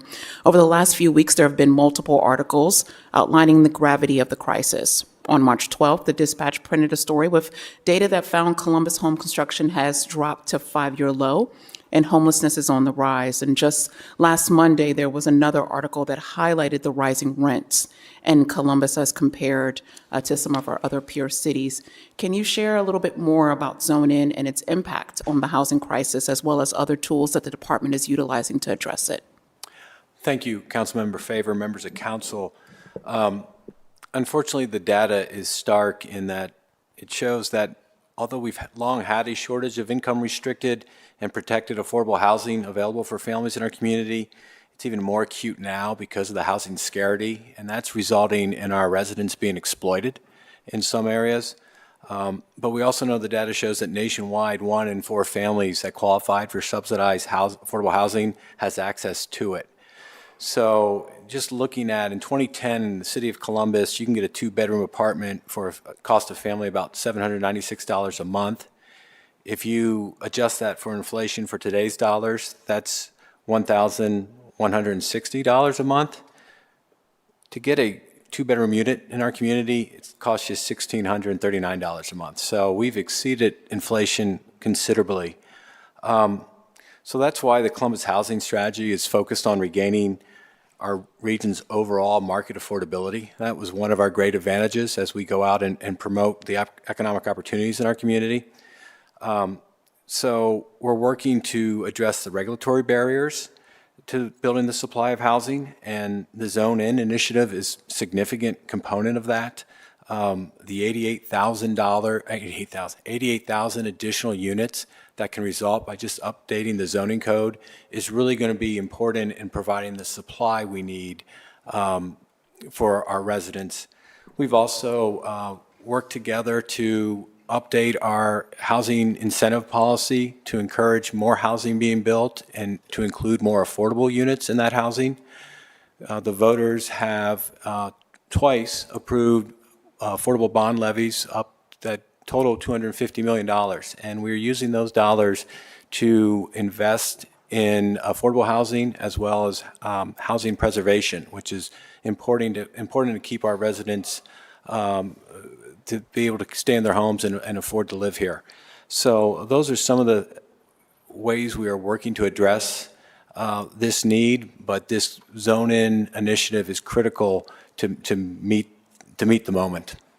And because time is not on our side at this moment, to the tune of 40 plus people a day move into the city of Columbus, do you see the Zone-In initiative being able to assist with future development and the speed at which some of these projects can be completed as compared to the length of time that it currently takes just to navigate the zoning process? Yeah, that's a great question. I appreciate you asking that. It not only will expedite the process, but it will make it more equitable and inclusive for other developers who, as they are emerging, don't have the resources to go through the process that we have set in place now. So by streamlining and this code and the work that's moving forward, it's going to have a critical impact on making sure we're delivering those 200,000 units this region needs. Thank you, Director. Thank you, President Pro Tem. Thank you, Councilmember. Any other questions or comments from any of my colleagues before I call up our public speakers?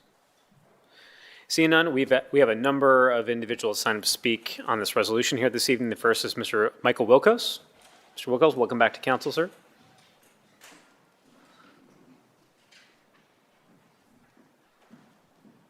Thank you for being here.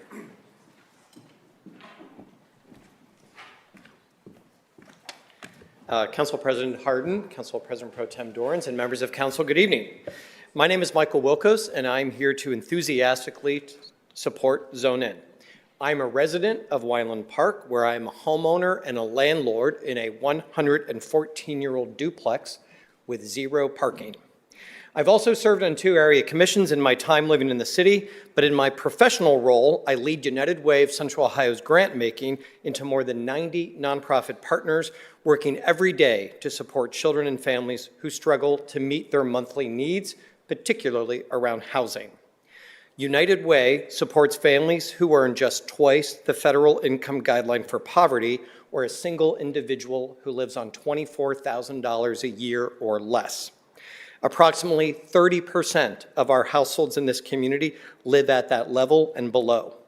They struggle to find housing in a city that increasingly has not been able to build enough housing, certainly not housing for lower incomes. Housing affordability and the need to find housing that meets a family's needs is a huge issue in our city, and I believe the updated zoning code will help solve this problem and many others where zoning is at the core. We need a zoning code that will allow people growing up here to stay here their entire life.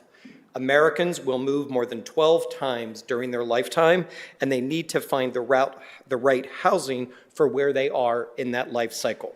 But unfortunately, the current code does not allow us to build the kind of housing that aligns with who we've become as a city.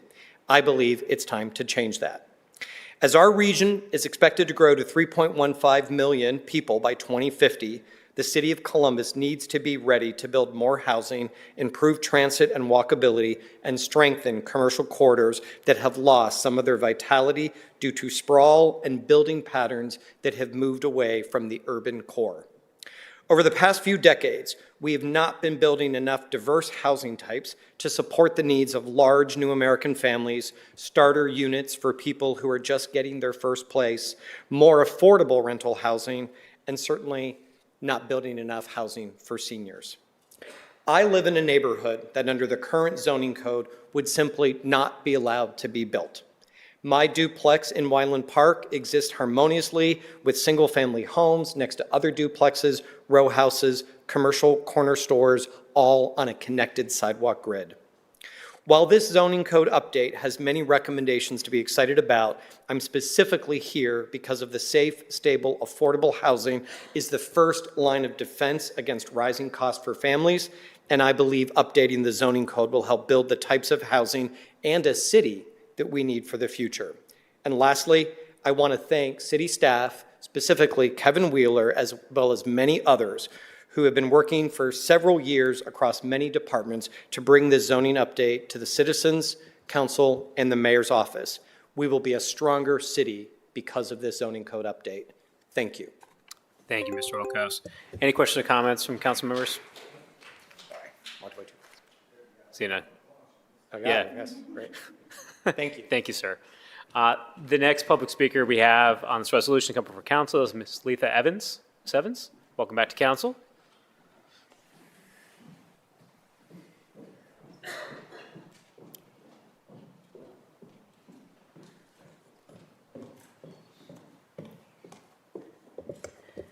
Good evening, Council President, President Pro Tem Dorans, and esteemed members of council. I am Leah Evans. I'm a proud resident of the northeast area of our city and president and CEO of Homeport. It's tough to follow Michael, but I'll see what I got and what I can cover that you haven't heard already.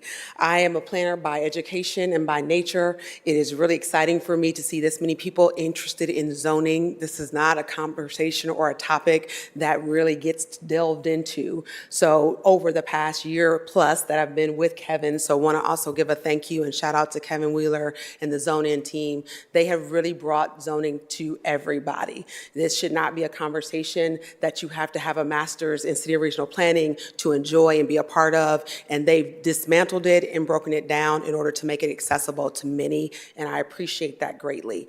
Over our time as a committee, we've had many engaging conversations. We have not always agreed, but we have collectively interacted together about the built environment of our city, such that we can be a city that celebrates what Columbus is, as well as prepares for what Columbus can and will be. By embracing the density that this plan represents and allowing more housing to be built in more places, it allows organizations like my own to build more housing in more places and increase affordability across our city.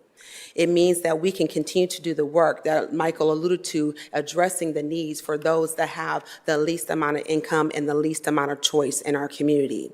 You should be able to find a home in this city that is affordable, attractive, and functional, and allows you to live with dignity wherever that may be. Zoning reform has the power to transform our cities and create more inclusive neighborhoods. The lack of adequate supply has driven up the cost of living, making it much harder for many of our citizens. I'd like to acknowledge Councilmember Favors' support of Fair Housing Month. This is also an issue of equity. We are reversing the trends and history of the past by bringing housing and bringing the equitable development patterns to more places throughout our city. As part of our mission at Homeport to secure dignity for people, we particularly focus on seeing where we have less choice. That's with our Black, brown, and minority community members, our low-income community members, and addressing the ability for groups like us to work effectively and efficiently through the development process allows us to do more work. I am tremendously proud to live in this city, but I'm more excited that we have decided to advance a public policy that centers on people, not just on built businesses and buildings. Yes, I'm a developer by trade, that's my business, and want to see support for development activities, but know that we are only as strong as everyone participating in the success that we see from the developments like Intel and the economic growth that we're experiencing in our community. I really also want to applaud the 60-day comment period. Public policy, again, is hard to connect with and engage with, but we know when we give people time so that we all can be on the same page, then we will have a better success for our efforts. So thank you again. I appreciate the time to be able to say I'm in support of this effort. Thank you, Ms. Evans. Questions or comments from members? See none. Thank you for being here. Next speaker to come before council is Ms. Judith Cockrell.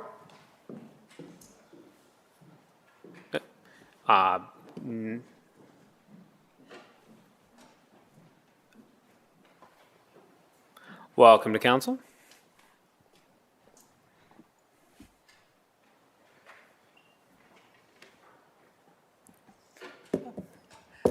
Let's say good morning, but really good evening. Council President Harding and Pro Tempore Dorrance, thank you very much, and all council members. My name is Judith Cockrell. I am the Executive Director for Elevate Northland, and I served on the Zone-In Committee doing this work. Just very few words I'd like to say with you. It was quite an experience, and as you heard from Mr. Wilkos and also from our past speaker, apologies, that this isn't a conversation for the community. It's very intimidating. And so I was very pleased to be a part and be able to represent my area. I am a proud resident of the Northland area for over 40 years. And so I've been able to see the growth and understand directly when we say our city is growing at 40 people per day. I've had the opportunity to live abroad and been able to come back to see that change in my neighborhood from when I grew up there to what it is today, and empathize for the individuals, understanding what it means to be able to, find a place to live. Turn on your electric. Very simple task that we believe, but it's very different from those home countries which individuals are coming from. The effort and understanding myself personally, zoning and how it's impacting individuals, and being able to be a part and be the voice for them to share as the city is doing this very incredible work that's long overdue to ensure that people's voices are being heard and are represented in the new code. So I just want to thank you very much. and thank the zoning team, Kevin Wheeler and his leadership. They did really pay attention and put together a committee of individuals that came with very different vantage points to the conversation. So I appreciate that. It allowed you to hear voices and have a better understanding of how to communicate with our neighborhoods and the residents that live there. So again, thank you very much. Thank you. Any questions from council members? Thank you for your service on the advisory body. Really appreciate that. The final speaker to come for council on this resolution, Mr. Dan Fagan, is Mr.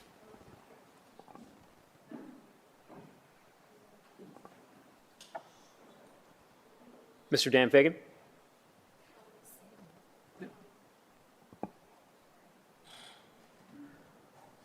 I'm not sure we have Mr. Fagan with us, so we will move on. I did want to allow someone who's worked with me as closely on this as you can at council, Council President Harden. When we started talking about this at council over 2 years ago, he's been a voice on this body who over and over and over again has said that we need to do this and we need to be big and bold as we move forward with our community on this. And we simply would not be, as a body, taking up consideration of this ordinance tonight without his leadership. So I wanted to pause and allow him an opportunity to comment on where we're at tonight and where we're going. Thank you so much, President Pro Tem. And really speaking to you as the chair of the zoning committee, we are grateful here on council that you are leading such a deliberative, thoughtful, open, and transparent process. Tonight is an inflection point where we make a choice around what kind of community we want to be, and more so what kind of community we want to leave for our children. One where folks who work in jobs like teachers and police officers, and certainly the folks who work in buildings around downtown can afford to live in the same community that they work in, or not, where you have to live an hour and a half outside of a city. The change is happening, the growth is coming. It's our decision right now, this body, this community, if we want to plan for it and shape it in a way that is good for everyone. It is a big conversation, as Leah said. It's a scary conversation from some folks, but we are going to slow it down. We are going to, as President Pro Tem and I say all the time, be radical listeners at council, and we are going to make every opportunity to have this dialogue with our residents. But then we will vote because we believe the time is now to do the big thing, to move our community forward. So again, I appreciate you. I appreciate Mr. Wheeler in particular, Jennifer, the directors, and so many other folks, named and unnamed, that have gotten us to this point. We are grateful, and we look forward to the conversation going forward. Thank you. Thank you, President Harden. Any other comments or questions from colleagues? Councilmember Barosa de Padilla.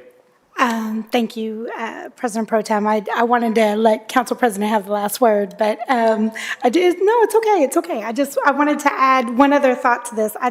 I think as transportation chair, I don't think that you can talk about housing without talking about transportation. And so there's a lot of changes coming to our community as we talk about Link Us and Zone In. And we have all these names for these strategies that we are trying to meet this moment and trying to meet our growth. And as I look at the audience today and folks that are hopefully watching at home, I see a lot of our area commissioners, I see other community residents, I see regular residents, right? Whether you came here for this purpose or something else. And so I implore folks to ask questions, to reach out to our offices, to come to the town halls that we're talking about, because these efforts are intentional. They are working together. They are two efforts that are coming together to ensure that we're not just building housing, or we're not just working on economic development and investing in our small businesses along these corridors without understanding that people need to get to them. Right, with all the opportunities that are coming to Columbus, that people need to live in a place where we are bringing amenities to people. I say this often. When I was a kid, my entire life was within a 5-mile radius of my house. It's where it's where I went to the doctor, it's where we went school shopping, it's where we went grocery shopping. And so we quite literally are changing the way that people are living. And so we're trying to ensure that the prosperity that is coming to Columbus is accessible quite literally to everyone in our community. And so I want to ensure that as folks are hearing things or seeing things, that they are having conversations, not just with your council members that are here, but also the incredible staff that we have that is doing outreach to area commission meetings and these town halls to ensure that folks understand what is happening, how this is impacting you and how it's impacting your life, so that we can all be informed, so that we can move forward together for the good of our community and for all the folks who will make Columbus their home. So thank you.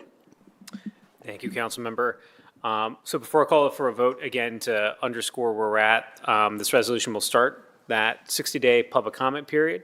Number of different ways for folks to provide the public comment, either at hearings themselves, through the email address on the Zone In Initiative website. You can contact individual council members. But as we've talked a lot about the last 2 years, the Zone In team has done a lot of aspirational community engagement about what we could do by changing our code.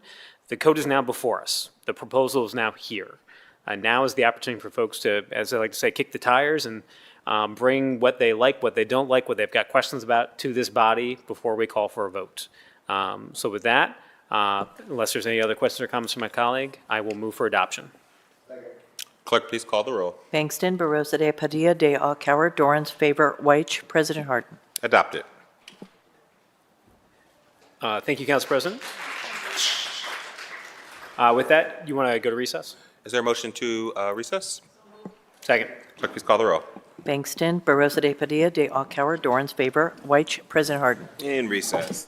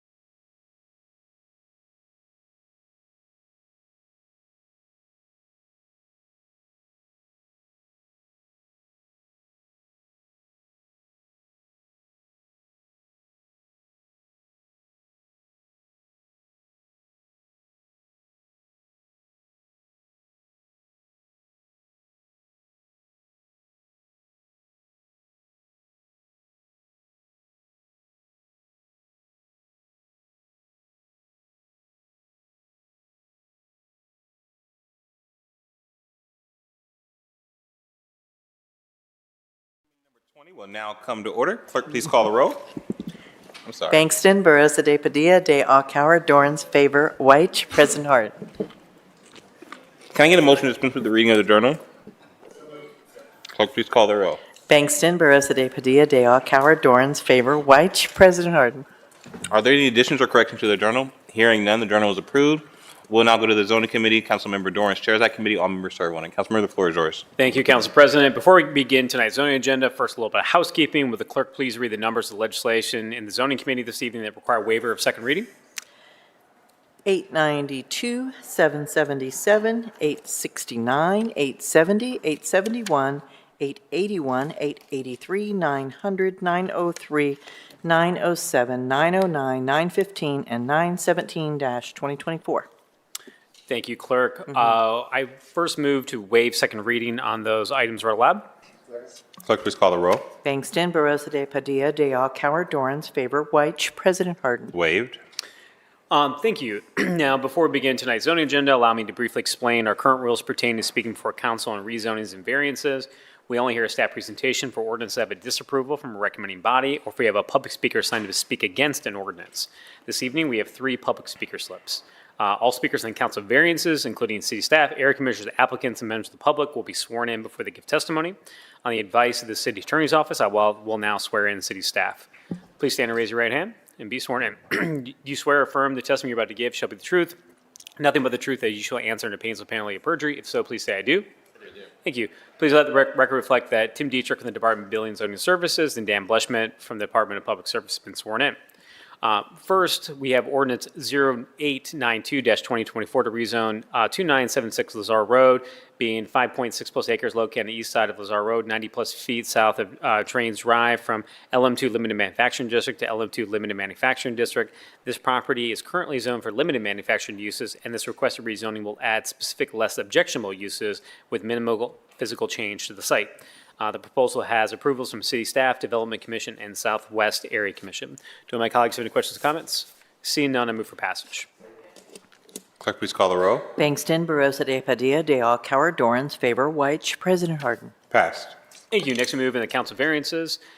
First, we have ordinance 0777-2024 to grant a variance from provisions of section 3333.035 AR4 apartment residential district use, 3312.49C required parking, 3321.05B vision clearance, 3325.901A density, 3325.903A landscaping and area treatment, 3325.905A maximum lot coverage, 3325.907B parking, 3325.909A1 building lines, 3325.909B building lines, 3325.911C building separation and size, 3325.93 A1 maximum floor area ratio, 3325.915 height, 3333.23D minimum side yard permitted of the Columbus City Codes for property located at 127-135 East Woodruff Avenue to allow mixed-use development and produce development standards in the AR4 apartment residential district.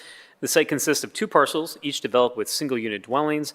The requested council variance will allow the development of a mixed-use building consisting of up to 17 apartment units and 1,245 square foot coffee shop with an accessory patio. The proposal has approval from city staff, University District Impact Review Board, and the University District Area Commission. Do my colleagues have any questions or comments? Seeing none, I first move to accept the entire staff report into evidence as an exhibit. Clerk, please call the roll. Bangston, Barosa de Padilla, de Alcala, Dorans, favor, White, President Harden. Accept it. Thank you. I next move to I move to adopt the findings of staff as the findings of council.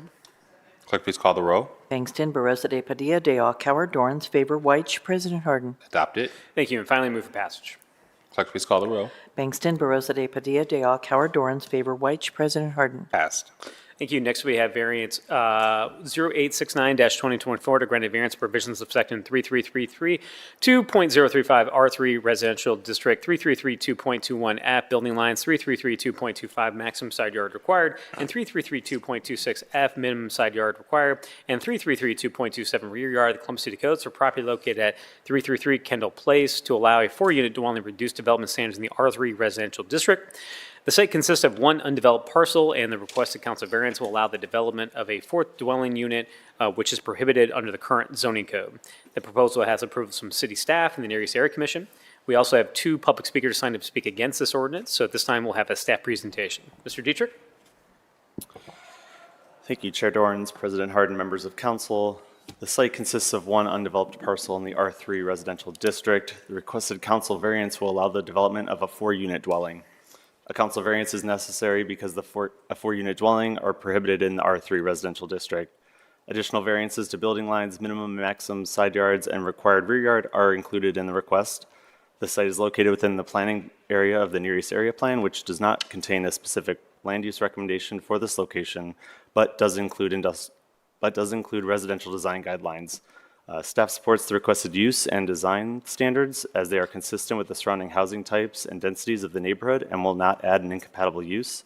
Staff also notes that there are existing 2-unit, 3-unit, and multi-unit dwellings on this block of Kendall Place, and therefore we recommend approval. Thank you, Mr. Dietrich. Any questions from my colleagues from the department at this time? Seeing none, I will invite the applicant's representative forward, Mr. Dave Perry. Mr. Perry, welcome back to council.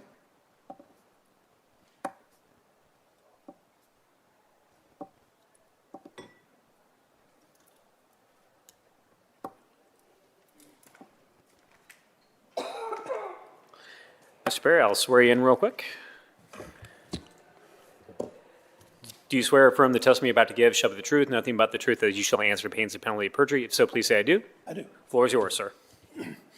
Very good. Thank you, President Harden, Zoning Chair Dorns, and all council members. My name is Dave Perry. I'm here as an agent for the applicant for this variance application. The project is as stated by staff. This has been through not only the city review for zoning and design purposes, but also the site is in the Franklin Park Civic Association, which supports the application. And it's been through the 4-meeting process of the Near East Area Commission, and the commission unanimously supported the project. Until this moment, there has been no indication of any opposition to this application. Thank you, Mr. Perry. Any questions to the applicant's representative at this time? Great. Mr. Perry, I'll invite you back up after we hear from the speakers. First person who signed up to speak against this ordinance is Mr. Matthew McChrystal. Mr. McChrystal? Welcome to council, sir. I'll swear you in when you're at the podium.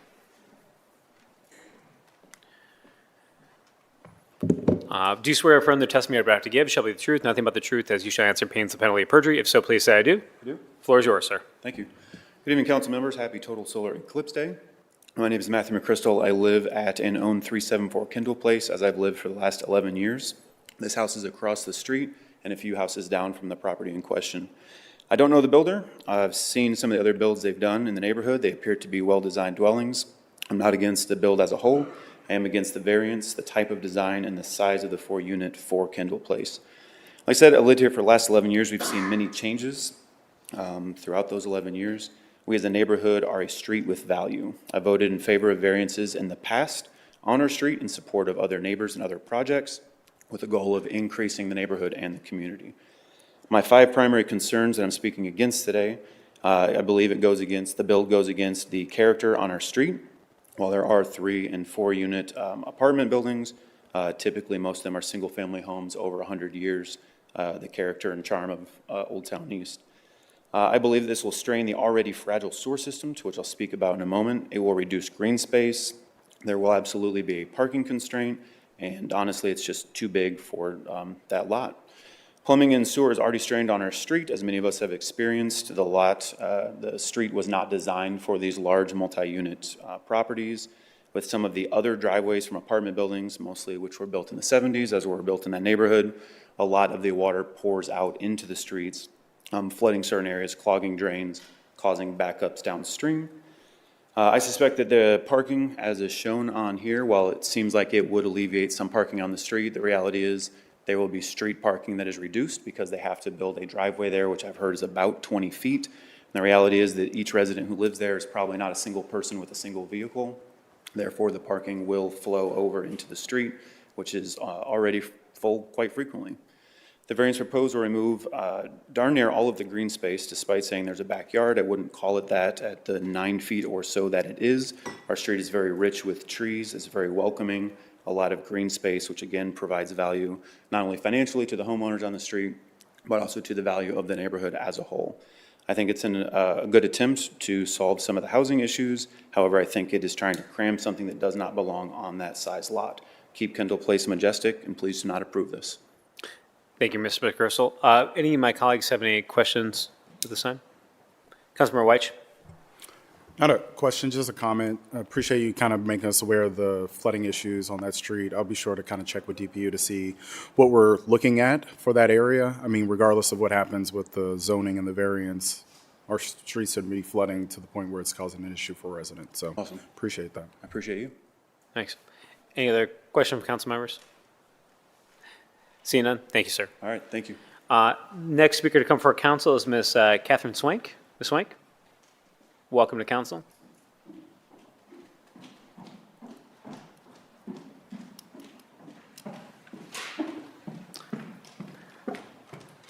If you would raise your right hand and be sworn in. Do you swear or affirm the testimony you're about to give shall be the truth, nothing but the truth, as you shall answer to pains and penalty of perjury? If so, please say I do. I do. The floor is yours, ma'am. Hi, thank you for having me here. I appreciate this. I've never been here before. Unlike Matt, who you just heard from, we are new residents, my husband and I, to the street. And one of the major factors in our decision to move there is the lovely community that is involved in that neighborhood. As Matt mentioned, most of the homes are historical in character. A lot of them are from 1909, as ours is in one of the buildings that is 2 doors down from the proposed building. I think that the proposed building is not only against the character of the neighborhood, it's, as Matt said, quite a bit too large for the planned lot. The variances consider that the yards will basically be 0. And in addition to the fact that the yards will be quite small, it's just going to be problematic for accumulating all of the vehicles. There will be a big reduction in the green space that is available there for the other neighbors to enjoy, as well as for the residents of the building. Of note, the variance does say that there should be an effort to preserve the trees, but quite frankly, that's not going to be possible, and there are no plans for putting in more as far as I know. Again, related to the driveway and the parking situation, I understand from the plans that it looks like there are about 6 parking spots for the 4 units.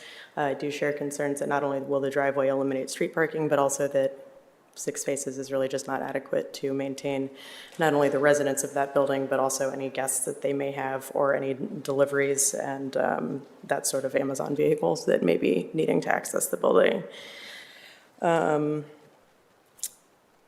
think that is mostly what I have to say, but I do want to return just to the character of the neighborhood. I think that there really are not much in the way of what I saw of elevations planned. For those of you who don't know the neighborhood, it's about a block from Ryden, and all of those historic homes are also in character, and I think that, again, this would just be a blow to that. So in summary, I think that parking will likely be problematic. There's a lack of green space. The building is too large for the lot. It's really shoehorned in there. And I just don't feel that it's in keeping with the character of the neighborhood in terms of both the architecture, but also the lovely long-term neighbors that live there. I just don't feel that an apartment building really promotes that, as even something like, a duplex might be able to do. So thank you for your attention. I hope that you'll take those things into consideration. Thank you, Ms. Swank. Any questions from council members? Councilmember Favor? And I probably should have asked this question to our last speaker as well. Did you participate in any of the hearings or any of the conversations with the Civic Association or the Area Commission? No, ma'am. We are new neighbors to the neighborhood, and we took possession of the property in September. Unfortunately, I called the city in November, but I didn't receive a response, so I actually went to the Building and Zoning Friday last week to learn more about it, since I hadn't heard back. So I apologize. This may appear to be coming at the 11th hour, but I assure that it's not for lack of effort. Thank you. Thank you, Ms. Swank. Any other questions or comments from council members? Thank you. Seeing none, I'll invite the applicant back up to respond to the public testimony.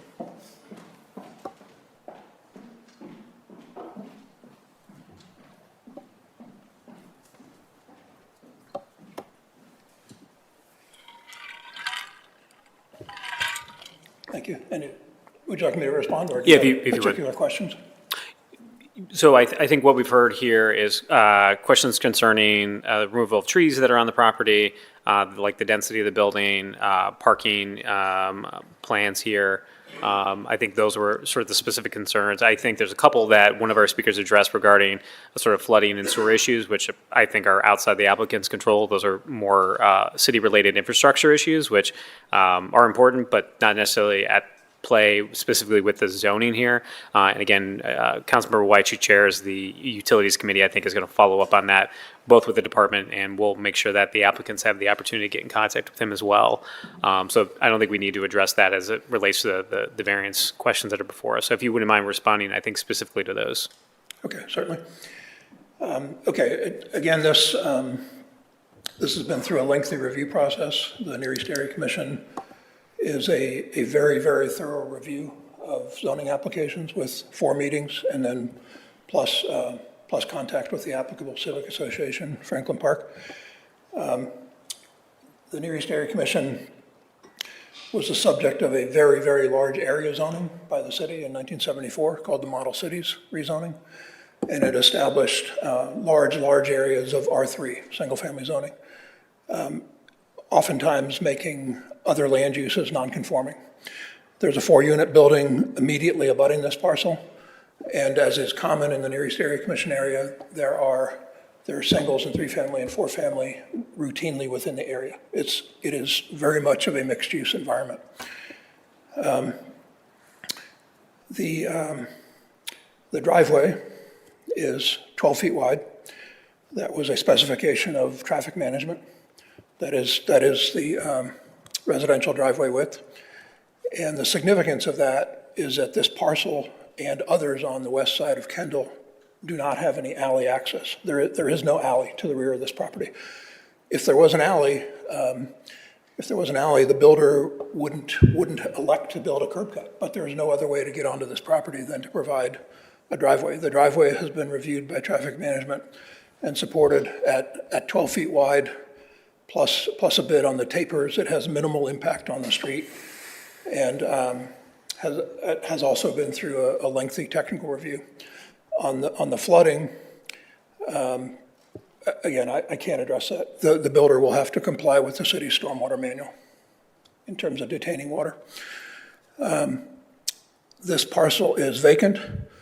It is overgrown with shrubbery and some trees. There will clearly be loss of those materials. But that was apparent throughout the review process, that there would be clearing of the parcel. On the parking, this ordinance does not propose a parking variance. This project complies with parking. And council members, I was watching some of the earlier discussion about the zoning code and changes to the zoning code, and Kevin Wheeler talking about for too long parking requirements have driven the impact on property. So in this instance, we have a code compliant proposal, and that is exactly what Mr. Wheeler indicated, market driven for these 4 units. But I'm hearing that there should be more parking than that, more than the code requires.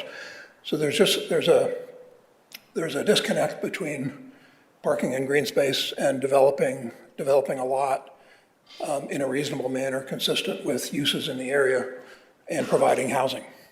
This is a good project. This is 4 2-bedroom units. They have 2 different floor plans. They have attached garages. And this will be a credit to the neighborhood.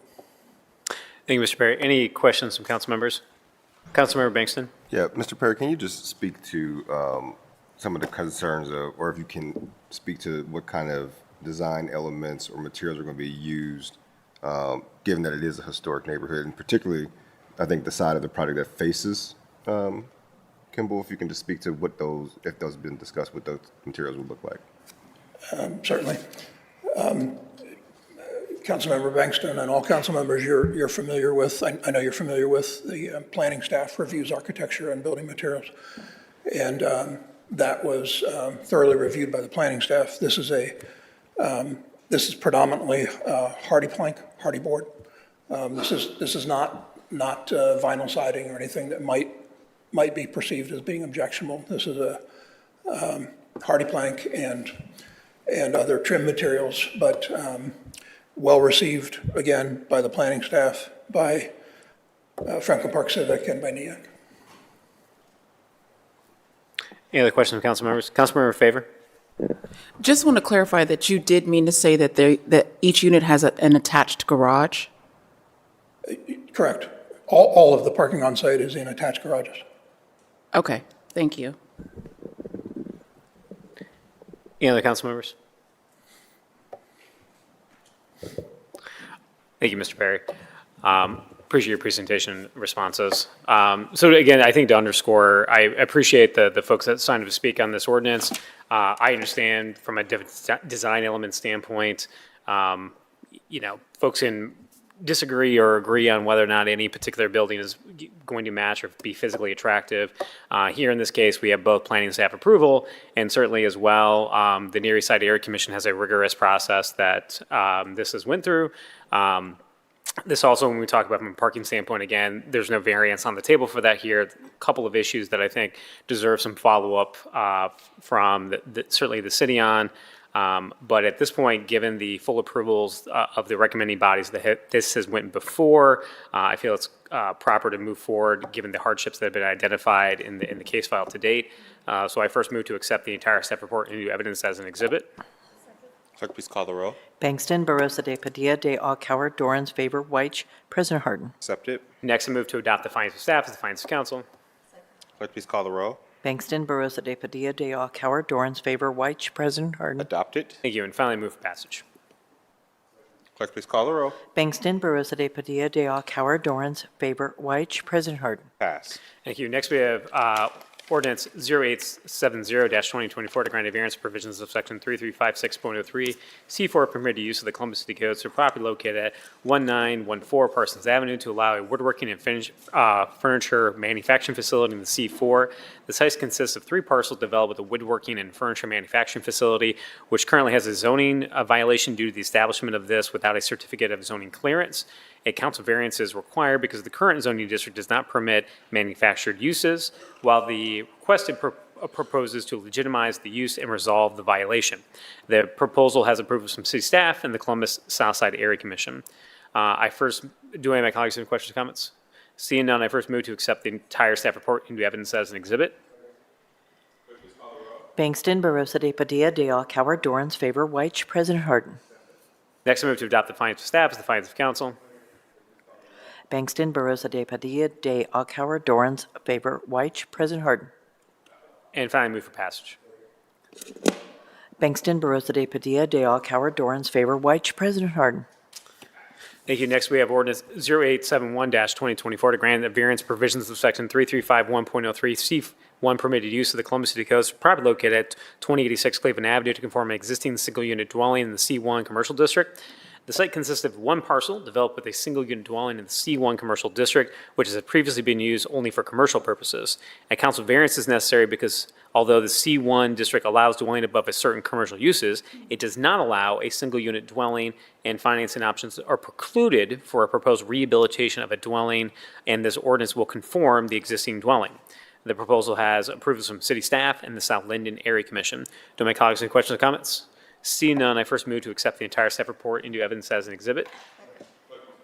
Bangston, Barosa de Padilla, de Alcauer, Dorans, Favor, White, President Harden. Accept it. Next, I move to adopt the findings of staff as the findings of council.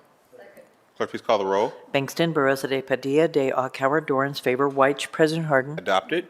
And finally, move for passage. Clerk, please call the roll. Bangston, Barosa de Padilla, de Alcauer, Dorans, Favor, White, President Harden. Pass. Next, we have ordinance 0881-2024 to grant a variance provisions of section 3332.035 R3 Residential District, 3312.49B Required Parking, 3321.05 B1 Vision Clearance, and 3332.05 A4 Area District Lot Width Requirements, and 3332.13 R3 Area District Requirements, and 3332.18 D Base of Commuting Area, 3332.21 B, building lines 3332.25 maximum side yard required, and 3332.26A, minimum side yard permitted, and 3332.27 rear yard. The Columbus City Codes are properly located at 1231 East Mountain Street to allow a eating and drinking establishment with reduced development standards in the R3 residential district. The site consists of one parcel developed with a religious facility. A council variance is required because the current zoning district does not allow commercial uses, while the applicant proposes to convert the existing building into an eating and drinking establishment. The proposal has approvals from the city staff and the area commission. We do have one public speaker signed up to speak against the ordinance at this time, so we will ask for a staff presentation. Mr. Dietrich, floor is yours. The site consists of one parcel developed with a religious facility in the R3 residential district. A council variance is required because the R3 district does not allow for commercial uses, while the applicant proposes to convert the existing building into an eating and drinking establishment. The request includes variances to vision clearance, lot width, lot area, lot coverage, building lines, side and rear yards, and required bicycle parking. The site is located within the planning boundaries of the nearest area plan, which does not contain a specific land use recommendation for this location, but does contain guidelines for establishing commercial uses in residential areas. Staff supports the requested commercial use as the submitted site plan is consistent with the commercial guidelines of the plan as it reflects the surrounding development pattern and will not impact the surrounding character of the neighborhood, and therefore we recommend approval. Thank you, Mr. Dietrich. Any questions from council members for the department at this time? Seeing none, I will invite the applicant forward to present on the project, Ms. Julie Bullock. Welcome back to council.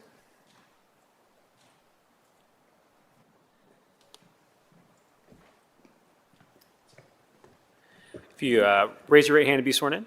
Do you swear or affirm the testimony you're about to give shall be the truth, nothing but the truth, that you shall answer to pains and penalty of perjury? If so, please say I do. I do. Floor is yours. My name is Julie Bullock, and I'm the architect as well as the applicant on the application. This is a fairly modest proposal. It's an existing building, and the majority of the variances actually have to do with the existing conditions of the site. The only additional variances are the use, which staff outlined, as well as making it ADA accessible. We've been very pleasantly surprised by the support we've gotten from the community on this project. My client did go out and actually talk to the neighbors most impacted by this project before we even made the application, and actually got signatures from a lot of neighbors supporting this project. We've been through, with NEAC, 4 different meetings, and pretty much the only, I would say, less than supportive comments are from the person who's going to be speaking here tonight. And so NEAC did hear the comments and overwhelmingly voted in favor to recommend this project. It's, like I said, it's going to be mostly a takeout restaurant. My client is very well known in the community. She had a restaurant at the East Market for a while. She has a food truck. So she knows how to run, a small restaurant like this and get people in and out fairly quickly. So she's had nothing but outreach from the neighbors asking, when are you going to come back to our community? We love your food, so they're very excited about this proposal in general. Thank you. Any questions from council members, either for the applicant's representative or the applicant? Seeing none, might invite you back up. Thank you. The next speaker we have come before council on this is Ms. Kathleen Bailey. Ms. Bailey, welcome back to council. And Ms. Bailey, I did want to confirm for variances, as I said at the beginning of the meeting, only impacted parties are allowed to testify, or representatives of the area commission. So if you don't live within 125 feet or represent from the area commission, technically we're not allowed to have that speaker come before the body. I'm within 125 feet. The floor is yours, ma'am. Thank you. Excellent. I wanted to make sure. Thank you. And if you wouldn't mind, let me swear you in real quick. Do you swear from the testimony you're about to give shall be the truth, nothing but the truth, as you shall answer in pains and penalty of perjury? If so, please say I do. Okay, yes. After you. And Yeah, thank you for across the street. Great. Thank you for confirming that. Want to make sure. All right, I must open it up with saying right buildings in the right places, and I'm a thief because I stole it from you guys. All right.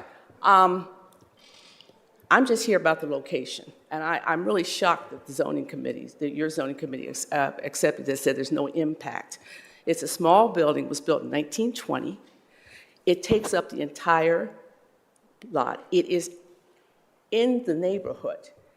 Now, the food industry, whether you are Mitchell's Steakhouse or a hot dog place, whatever, is what we call a high-volume industry. You've got to sell. You can't sell one donut and stay in business. So what you're doing is you're inviting a high-volume industry into the middle of a neighborhood. Now, we have support, well, when I was on the commission, we did support some businesses, but they were on a corner lot, and they had some parking spaces. This is in the middle of the block. We had a guy today who was delivering some DoorDash, whatever stuff. He parked right up under there where it says no parking. So that just goes to show you there is no parking. And in terms of people being excited about it, I have lived over there since June of 1988. I know my neighbors.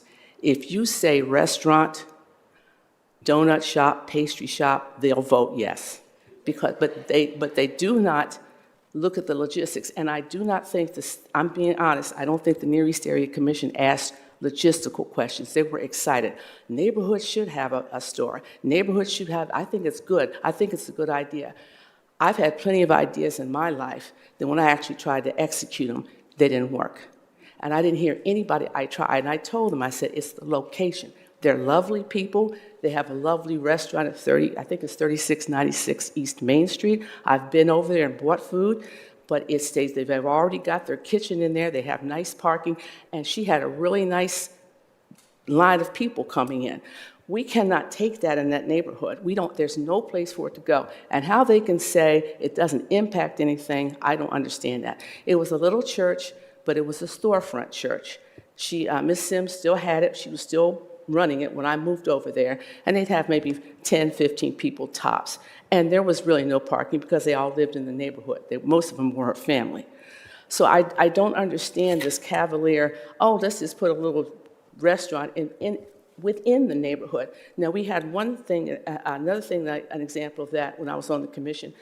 A guy wanted to put a small manufacturing. He bought an apartment building, four units. He wanted to put small manufacturing there. We turned it down because it was right smack dab in the middle. It wasn't on a corner where you might have some on-street parking or anything like that. But please, we have worked so hard. It's taken almost 30 years to get that neighborhood. Every house in that block has been fixed. Again, nothing against the people. They run a beautiful business, but they've picked the wrong place. And I would, and as much as I want business in that neighborhood, there's no way I would be saying this if I was that excited about having business. Now, also, we're 1.5, 2 blocks from Main Street. And I think you mentioned those areas in here. We've even got a building, a CODA building. I think we're ahead of everybody else. So we've got plenty of commercial space just dying to be developed. Please do not stick, and again, it's high volume. If it were an attorney's office, I'd say, okay, that'll work. But in order for her to be successful, she's going to have people coming in. And why the city would say, oh, that's not an impact, I don't understand. Because there's no place for them to go. They're going to have to double park or take up now. And some of the people who, I know who a couple people signed that, they don't listen to the logistics. Two of them depend on their parking spaces because they don't have a garage. Now you watch, they open up that restaurant and they can't park, then they're going to start squawking. Well, it's too late now. But it's the location. It is just, you don't put high volume businesses in the middle of a residential neighborhood. Thank you. Thank you, Ms. Bailey. Any questions or comments from my colleagues from Ms. Bailey? See none? Thank you. I will invite the applicant, the representative, back forward to address any issue that they'd like regarding Ms. Bailey's comments.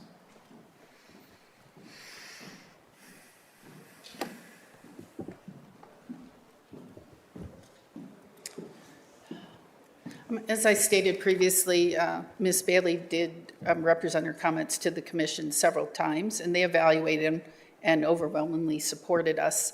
I actually think a restaurant in this neighborhood, albeit a very small one, brings a lot of vitality to the neighborhood. You see it in Italian Village, German Village, Victorian Village, and even some on the Near East Side. We just think a walk-up restaurant that the neighbors can frequent is great for the neighborhood.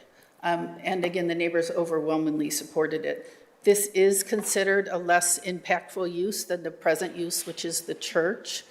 We're not asking for any parking variances at all. Logistically, I mean, this isn't a new restaurateur who's coming in and is going to try this concept. She knows what she's doing. She makes wonderful food, and she knows how to get it out quickly. At the meetings, there were a lot of questions about turnover. This is not really primarily a sit-down restaurant. There's only a few tables. This is a restaurant where people are going to come pick up their food and take it home to their families. So that's the intention. So we just think that the neighborhood in general has been very supportive. You know, you're never going to have 100% support, and we understand that, and we appreciate her comments, but we just feel it's a great asset to the neighborhood and hope you support us. Councilman Barroso de Padilla. Thank you. And just as a point of clarification, as I'm looking at the lot, I know the building itself, the structure is small. It looks like there is space behind it. Is there any plans for any sort of parking, like if you are coming up, or is it just going to? She tried to buy that parcel. Oh, got it. That's a separate parcel. It does not. Got She it. did- Yeah, Okay. she did try to do that, but was not able to get that parcel. Okay, thank you. Other questions from council members?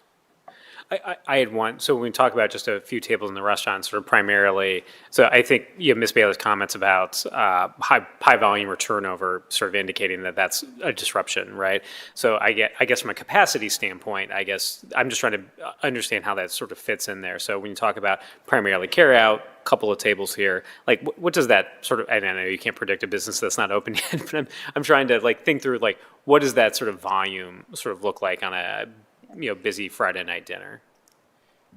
And I'm sorry, if you could introduce yourself, and I'm gonna have to swear you in real quick because we didn't do that earlier when you came up to you. State your name, and then I'll swear you in. Joanne Mathis. And do you swear from the testimony you're about to give, shall be the truth, nothing but the truth, as you shall answer in pains of penalty of perjury? If so, please say I do. I do. Thank you. Appreciate you checking that box for me. Yes, so generally speaking, we're bringing the food truck idea to a building. Essentially, this is more of a commissary for us. We typically, on a very busy day, maybe we would go through, and mostly probably Saturday. We don't necessarily have a Friday night because it's not a sit down. There's no drinks being served or anything like that. But most evenings, weekend evenings, you probably see 30, 40 people come through.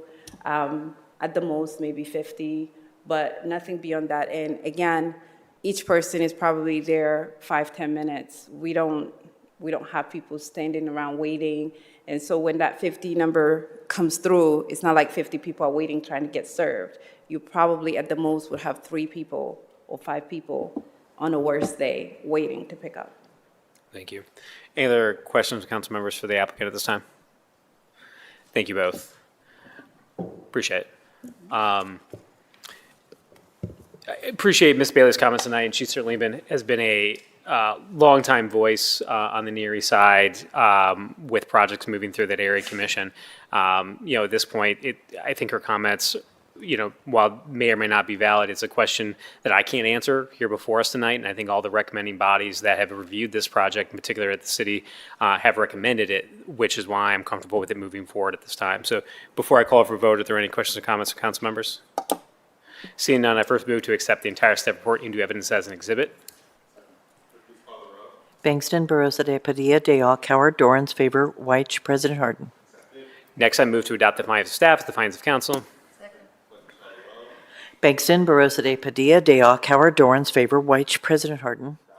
Thank you, and finally, I move for passage. Bangston, Barosa de Padilla, Dayall, Coward, Dorans, Favor, White, President Harden.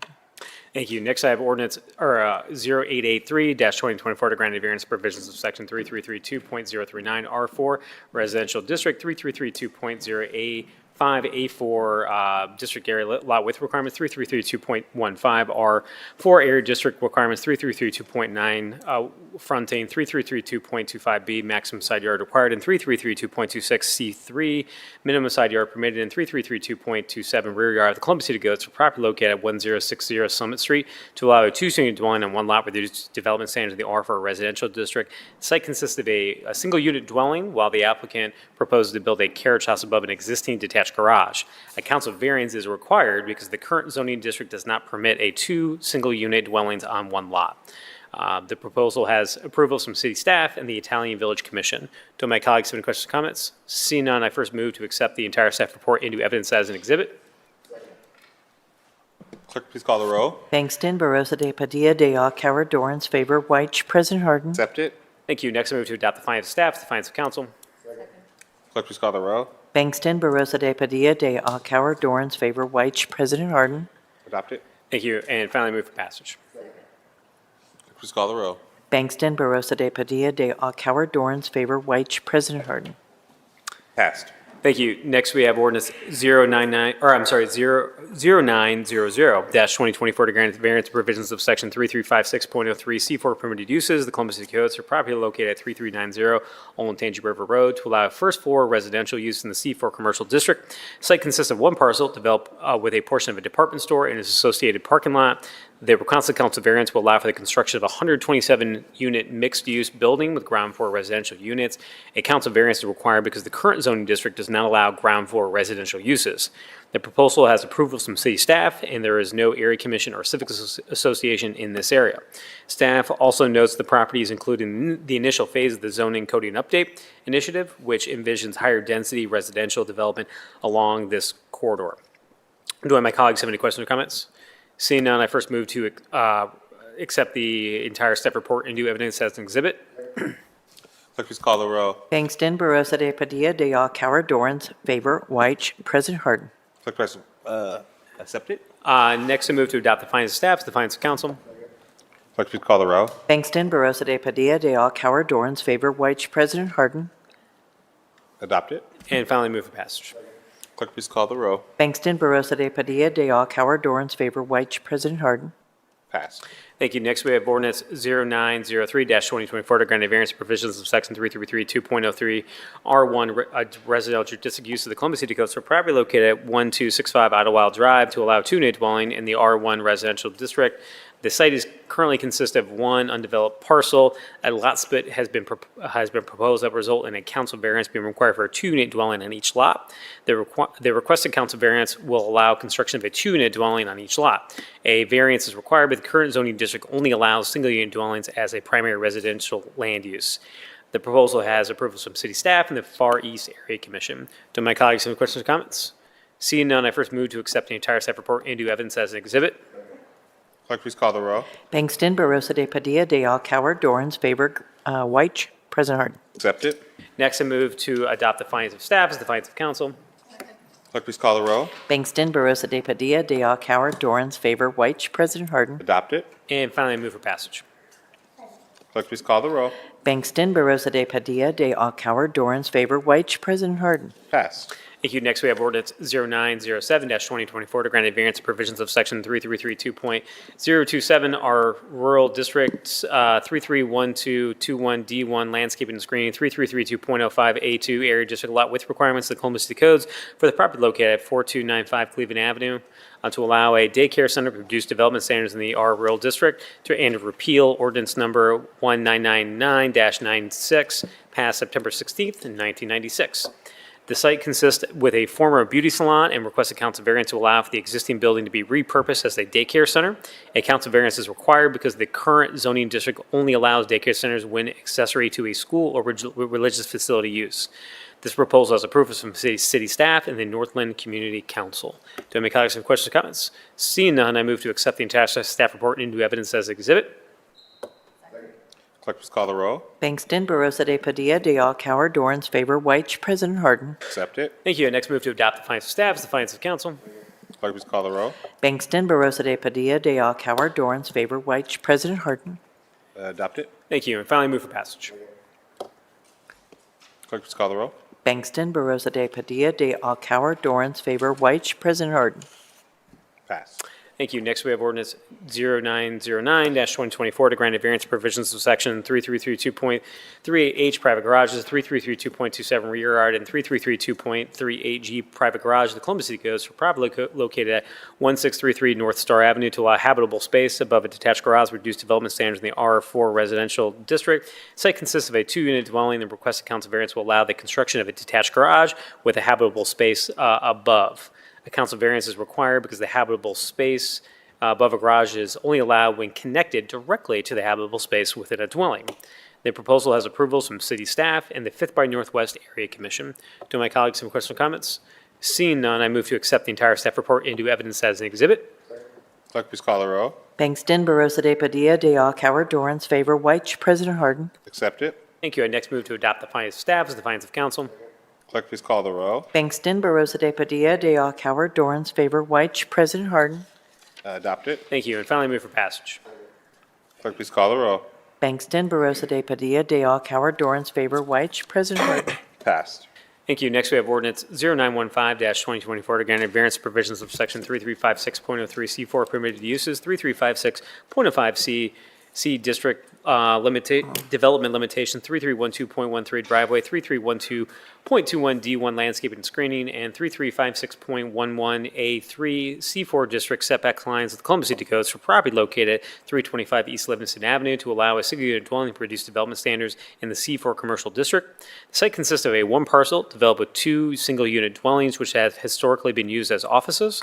The requested council variance will allow the dwellings to be restored and necessary because the residential uses are only allowed above specified commercial uses in the current zoning district. The proposal has approvals from city staff and the German Village Commission. Do my colleagues have any questions or comments? Seeing none, I move to accept the staff report into evidence as an exhibit. Clerk, please call the row. Bangston, Barosa de Padilla, de Coward, Dorans, favor, White, President Harden. Accept it. Thank you. I next move to adopt the findings of staff as the findings of council. Clerk, please call the row. Bangston, Barosa de Padilla, de Coward, Dorans, favor, White, President Harden. Adopt it. Thank you.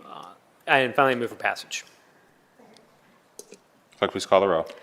Bangston, Barosa de Padilla, de Coward, Dorans, favor, White, President Harden. Clerk, passed. Thank you. Next, we have ordinance 0917-2024 to grant a variance provisions of section 3332.037 R2 Residential District, 3312.49C required parking, 3321.01 dumpster area, 3332.18 D basis computing area, 3332.21 building lines, 3332.25 maximum side yards required, and 3332.26 minimum side yard permitted of the Columbus City Codes. Property located at 595 South 3rd Street. To allow office, eating, and drinking establishment in the outdoor dining uses of reduced development standards in the R2F residential district, and to repeal ordinance number 2531-2022 passed October 20th of 2022. Site consists with a commercial building containing office, eating, and drinking establishment with outdoor patio uses. The requested council variance allows a maximum of 2,117 square feet of office space, 5,169 square feet of eating and drinking establishment space, and 1,871 square feet of outdoor dining space, and is required because the square footage allowable eating and drinking establishment space is being increased from 4,125 square feet, resulting in more parking spaces being required. Variance to dumpster area, lot coverage, building lines, side yards, and parking reduction from 87 required parking spots to 0, provided spaces are also included in this request. The proposal has approvals from city staff and the German Village Commission. Do I have my colleagues have any questions or comments? Seeing none, I move for passage. Or I'm sorry. Seeing none, I first move to accept the entire staff report into evidence as an exhibit. Clerk, please call the row. Bangston, Barosa de Padilla, de Coward, Dorans, favor, White, President Harden. Accept it. Thank you. I next move to adopt the findings of staff as the findings of council. Clerk, please call the row. Bangston, Barosa de Padilla, de Coward, Dorans, favor, White, President Harden. Adopt it. Thank you. And finally move for passage. Clerk, please call the row. Bangston, Barosa de Padilla, de Coward, Dorans, favor, White, President Harden. Passed. Thank you, Council President. With that, our 2 hours of zoning are finally over. See no further business coming before the zoning committee. Is there a motion to adjourn? Clerk, please call the row. Bangston, Barosa de Padilla, de Coward, Dorans, favor, White, President Harden. Meeting is adjourned.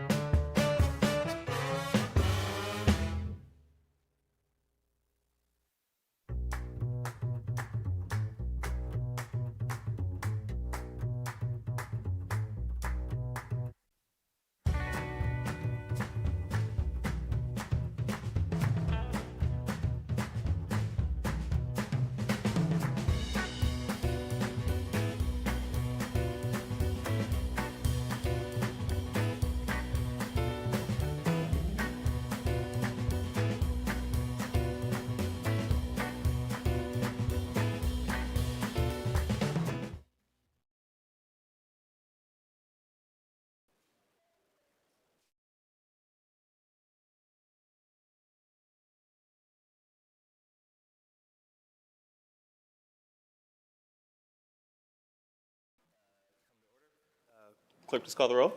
Bangston, Barosa de Padilla, de Alcauer, Dorans, favor, White, President Harden. We are now in the Finance Committee. Councilmember Bankston chairs our committee. All members, Councilmember, the floor is yours. Thank you, Council President. We have two ordinances in the Finance and Governance Committee for second reading. First, we have ordinance 0214-2024 to authorize the Director of the Department of Finance and Management to establish various purchase orders for fuel and fueling services on behalf of the Fleet Management Division per the terms and conditions of various previously established universal term contracts, to authorize the expenditure of $4 million from the Fleet Management Operating Fund and to declare an emergency. This ordinance authorizes the establishment of purchase orders with Wex Bank, the city's retail fuel site contractor. Under this contract, city agencies can fuel vehicles at certain retail fueling sites across the city, which provides for a convenient, reliable, and efficient means of fueling city vehicles. This contract has been previously awarded pursuant to a competitive bidding process. Any questions or comments from my colleagues? Seeing none, I move for passage. Clerk, please call the roll. Bangston, Barosa de Padilla, de Alcauer, Dorans, favor, White, President Harden.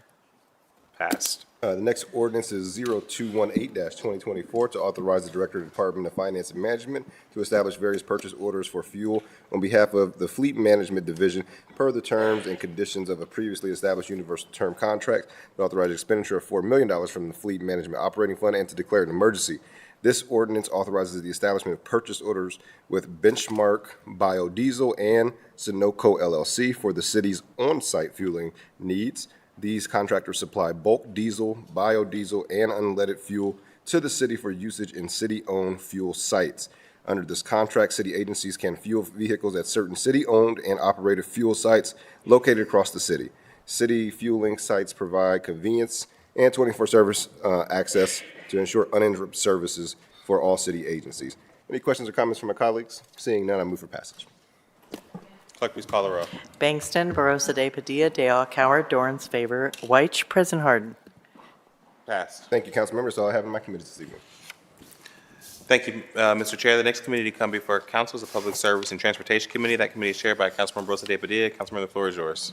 Thank you, Council President. I have two items today in Public Service and Transportation.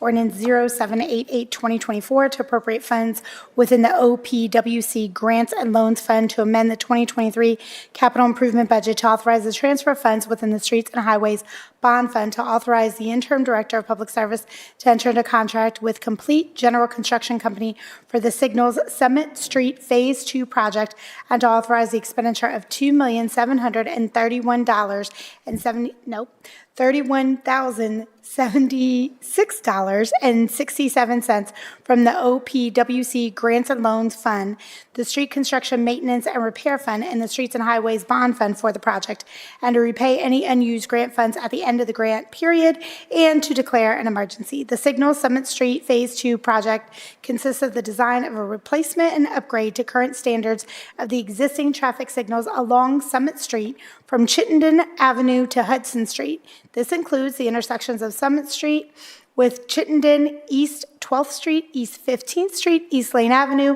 and East Hudson Street. The estimated notice to proceed date is April 26, 2024. So essentially, this is just upgrading all those street lights, which we've heard are some of the worst in the city. So hopefully this will help with our traffic management system. Do my colleagues have any questions or comments? Seeing none, I move for passage. Bangston, Barosa de Padilla, de Alcauer, Dorans, favor, White, President Harden. Passed. Thank you. Next ordinance is 0820-2024 to authorize the Director of the Department of Finance and Management to establish purchase orders and contracts with multiple vendors for the purchase of various pavement materials and aggregates for the Department of Public Service, to authorize the Director of the Department of Finance and Management to associate all general budget reservations resulting from this ordinance with the appropriate universal term contract purchase agreement for pavement materials and aggregates, to authorize the expenditure of $415,000 from the Street Construction Maintenance and Repair Fund, to authorize the expenditure of $615,000 from the Municipal Motor Vehicle Tax Fund, and to declare an emergency.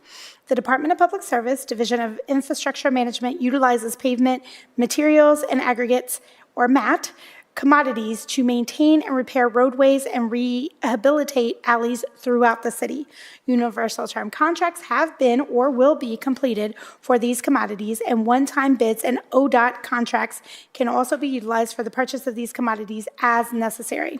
Universal term contracts purchase agreements include items such as asphalt, Portland cement, ready-mix concrete, sand, various forms of asphalt concrete, crushed limestone and gravel aggregate, winter asphalt, and crack sealing products. There'll be a test at the end of this. I'm just kidding. Those are all of the materials that we will purchase under this for maintenance of our roadways and sidewalks. Do my colleagues have any questions or comments? Seeing none, I move for passage. Bangston, Barosa de Padilla, de Coward, Dorans, favor, White, President Harden. And that is all for me this evening. Thank you. Thanks, Madam Chair. The next committee to come before council is the Neighborhoods, Recreation, and Parks Committee, chaired by Councilmember De Alcar. Councilmember, the floor is yours. Thank you, President Harden. First in this committee, we have ordinance 0692-2024 to authorize and direct the Director of the Recreation and Parks Department to enter into an agreement to accept a grant from the Ohio Department of Education in the amount of $2,500,000 for the 2024 summer food program, to authorize the appropriation of $2,500,000 to the Recreation and Parks Grant Fund, to enter into an agreement with Columbus City Schools in the amount of $2,300,000 for the preparation and delivery of meals for the summer food program, to authorize the expenditure of $2,300,000 from the Recreation and Parks Grant Fund, and to declare an emergency. Every year, the department receives a grant from the Ohio Department of Education to put on the annual summer food program in partnership with Columbus City Schools. This program provides nutritionally balanced breakfast, lunches, and snacks to qualified children in need during summer months at no cost to the consumer. The program will serve nearly 100,000 breakfast meals, 150,000 lunch meals, and 20,000 snacks. Thousands of children will be served through this program at 120 to 150 sites throughout the greater Columbus area. Are there any questions or comments from my colleagues? Seeing none, I move for passage. Clerk, please call the roll. Bangston, Barosa de Padilla, de Coward, Dorans, favor, White, President Harden. Passed. Thank you. Next, we have ordinance 0693-2024 to authorize the Director of Recreation and Parks to enter into contract with Builderscape, Inc. for the Maloney Park Improvements Project, to authorize the transfer of $1,876,400 within the Recreation and Parks Voted Bond Fund, to authorize the amendment of the 2023 capital improvements budget, to authorize expenditure of $1,876,400 from the Recreation and Parks Voted Bond Fund, and declare an emergency. Maloney Park in Linden will be undergoing some much-needed safety and accessibility renovations. This park represents 25 of the 60 total acres of parkland in the Linden area. Over 1,700 residents live within a 10-minute walk, and 230,000 residents are within a 10-minute drive. The department has listened to stakeholder concerns, 311 requests, and community feedback, and will be contract with Builderscape to address deteriorated areas and renovate them into more welcoming and lively spaces. Renovations will include replacing the existing sheltered, new playground equipment, and an improved parking lot. There will also be new workout stations, site furnishings, and additional trees. This project aligns with the One Linden Community Action Plan by building a community investment, connecting the community, and supporting resident health. Are there any questions or comments from my colleagues? Seeing none, I move for passage. Clerk, please call the roll. Bangston, Barosa de Padilla, de Coward, Dorans, favor, White, President Harden. Passed. Thank you. Next, we have ordinance 0722-2024 to authorize the Director of Recreation Parks to enter into contract with Smoot Construction Company of Ohio for the Hoover Amenities Project, to authorize the transfer of $3 million within the Recreation Parks Voted Bond Fund, to authorize the amendment of the 2023 capital improvements budget, to authorize expenditure of $3 million from the Recreation Parks Voted Bond Fund, and to declare an emergency. The department is beginning the process of updating numerous public amenities at Hoover Reservoir at the intersection of Sunbury Road and Walnut Street. An existing boat launch ramp will be undergoing renovations, with nearby facilities being demolished and rebuilt. A similar renovation project will be occurring with the Mud Flats Boardwalk at the north end of the reservoir. And near the boat launch ramp renovation site, a new fishing pier will be constructed to allow residents to fish, since fishing is not currently allowed on boat ramps due to accessibility issues. Are there any questions or comments from my colleagues? Seeing none, I move for passage. Clerk, please call the roll. Bangston, Barosa de Padilla, de Coward, Dorans, favor, White, President Harden. Passed. Thank you, President Harden. That's all I have for my committee this evening. Thank you, Madam Chair. The next committee to come before council is the Workforce, Education, and Labor Committee. That committee is chaired by President Pro Tem. President Pro Tem, the floor is yours. Thank you, Council President. I have ordinance 0941-2024 to authorize the Director of Office of Education to enter a contract with Elevated Academy LLC to provide program management services in support of the Columbus Promise Program. Given the relationship that the consultant has built with key stakeholders, it is in the best interest of the city and the Columbus Promise Program to continue contracting with Elevated Academy for program management needs. Competitive bidding would delay the progress for the Columbus Promise Program and is not conducive to the ongoing partnership given the relationships that have been established. Therefore, it's requested that also that competitive bidding be waived. This contract will provide continuing program management services to support the Columbus Promise Initiative. Again, given the relationship between the program and the stakeholders here, it's best to waive competitive bidding. Do my colleagues have any questions or comments? Seeing none, I move for passage. Clerk, please call the roll. Bangston, Barosa de Padilla, de all, Coward, Dorans, favor, White, President Harden. Pass. Thank you. I'm finally done with all my committees. Thank you, Mr. Chair. Next committee to come before council is the Housing, Homelessness, and Building Committee, chaired by Councilmember Favor. Councilmember, the floor is yours. Thank you, Councilmember Harden. Tonight in Housing, Homelessness, and Building, we have ordinance 203-2024 to authorize the Director of the Department of Building and Zoning Services to enter into contract with 3SG Plus LLC for the purchase of document conversion services from 3SG Plus LLC, to waive the competitive bidding provisions of the Columbus City Codes, to retroactively authorize payment for services between November 1st, 2023, that data purchase order is confirmed, to authorize an expenditure from the Development Services Fund, and to declare an emergency. The Department of Buildings and Zoning Services has an immediate need for the conversion of physical documents into electronic images. This legislation authorizes BZS to enter into a new contract for ongoing document conversion provided by 3SG Plus LLC. It is necessary to ask for a waiver of competitive bidding for this contract to ensure the continuation of these required services while BZS pursues a procurement effort with the assistance of DOT. Are there any questions or comments by my colleagues? Seeing none, I'd move for passage. Clerk, please call the roll. Bangston, Barosa de Padilla, de all, Coward, Dorans, favor, White, President Harden. Passed. Thank you. Next, we have ordinance 937-2024 to authorize the Director of the Department of Development to enter into a contract with Thomas Mudell, doing business as Quality Lawn Care TAM, to support routine mowing, removal of brush and excessive high grass, all foreign material, and similar work for properties held by the Land Redevelopment Division, to authorize an expenditure from the Land Management Fund, to authorize the expenditures incurred prior to the creation of the purchase order, to waive the competitive bidding provisions of the Columbus City Codes, and to declare an emergency. This legislation authorizes the Director of the Department of Development to enter into contract with Quality Lawn Care TAM to support routine mowing, removal of brush, and excessive high grass. A waiver of competitive bidding is requested to maintain land bank properties per city ordinance. Are there any questions or comments by my colleagues? Seeing none, I move for passage. Clerk, please call the roll. Bangston, Barosa de Padilla, de all, Coward, Dorans, favor, White, President Harden. Passed. Thank you. President Harden, as Vice Chair of the Health and Human Services and Equity Committee, and in the absence of Chair Green, may I move on to Health and Human Services? Please. Thank you. Tonight in Health and Human Services, we have ordinance 655-2024 to authorize the Director of the Department of Development to execute grant agreements with numerous not-for-profit social service agencies in an amount up to $4,420,000 for year 2 of the department's Elevate program, to authorize the provision of services for a 12-month period from January 1st, 2024 to December 31st, 2024. To authorize the payment for reasonable food and non-alcoholic beverages for participants of programs included in the grant agreements, to authorize the advancement of funds on a predetermined schedule during the term of the agreement, to authorize the transfer between object classes within the Hotel Motel Tax Fund in the amount up to $3,235,000, to authorize the expenditure of up to $2,020,000 from the Hotel Motel Tax Fund and up to $2,400,000 from the General Fund. The Elevate initiative allocates funding to support various nonprofit organizations and provides opportunities for collaboration, learning, and resource sharing among member agencies, ensuring that every community member being served can access the services they need. Elevate 2.0 closely aligns with Mayor Ginther's Opportunity Rising initiative, which names 21 aspirations the mayor has for every Columbus resident.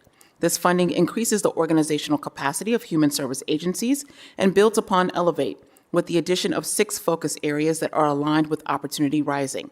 Applicant organizations must be currently serving Columbus and Franklin County residents in one of the following focus areas: homelessness, housing stability, financial security, workforce development, infant vitality, chronic disease prevention, violence elimination, reentry, and neighborhood building.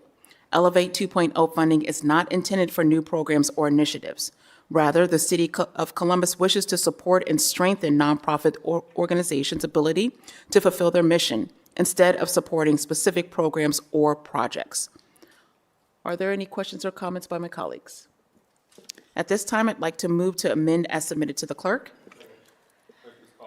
Bangston, Barosa de Padilla, de Alcauer, Dorans, favor, White, President Harden. Amended. And now I move for passage. Clerk, please call the row. Bangston, Barosa de Padilla, de Alcauer, Dorans, favor, White, President Harden. Passed. Thank you, Council President. In the absence of the Public Safety Chair, may I move on to Public Safety and Criminal Justice? Thank you. Next, we have Ordinance 607-2024 to authorize the Public Safety Director to enter into a contract with Zoll Medical Corporation for Zoll defibrillators, monitors, cloud-based detailed post-case data services for the Division of Fire, to waive the competitive bidding provisions of the Columbus City Code, to authorize the expenditure of $17,206.74 from the general fund, and to declare an emergency. In 2020, the Columbus Division of Fire standardized Zoll Medical Corporation's defibrillators and monitors. The division utilizes this collected data to improve EMS protocols. This contract, in the amount of $25,810.11, is for a 3-year contract price based on $8,603.37 in annual payments. The 3-year contract term provides a reduction in annual costs, thus providing an overall cost savings to the city.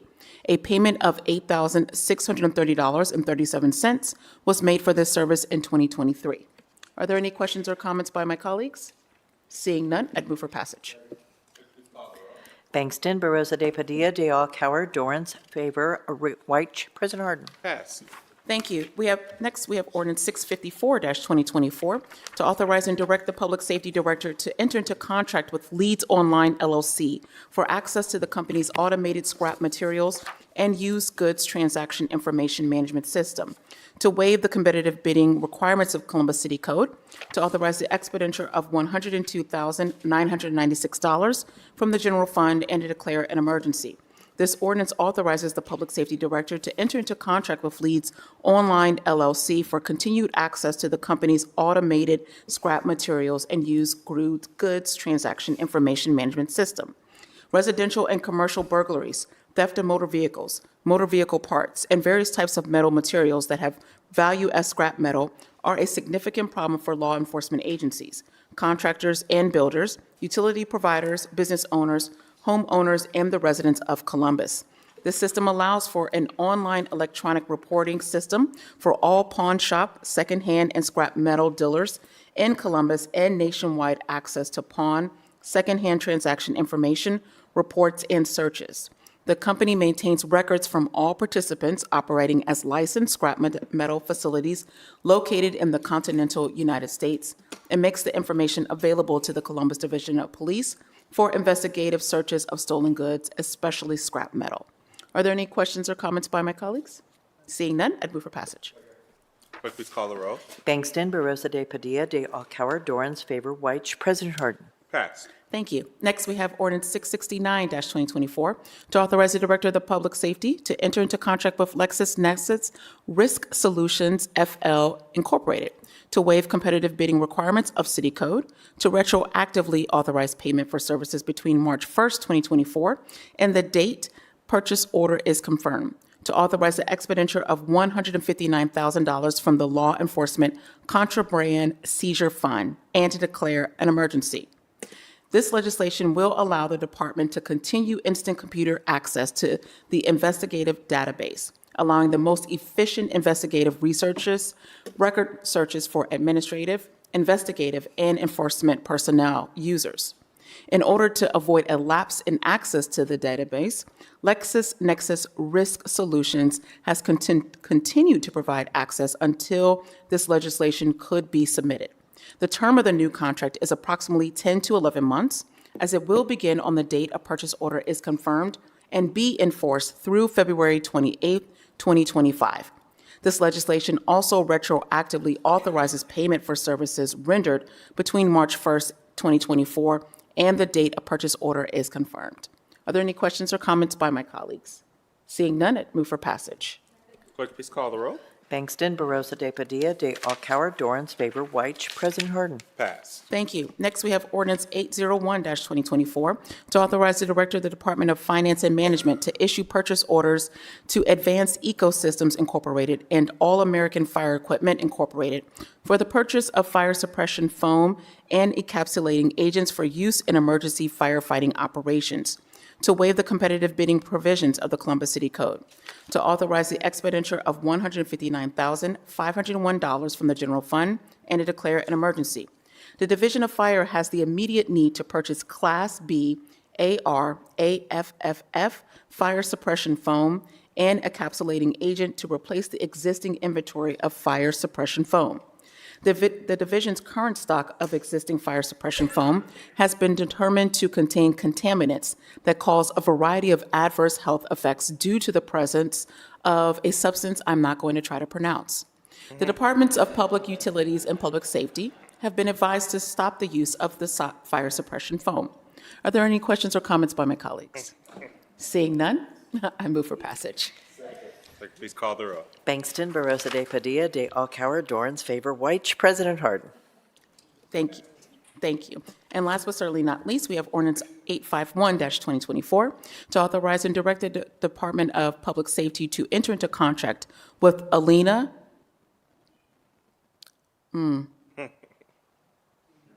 Sharfanos,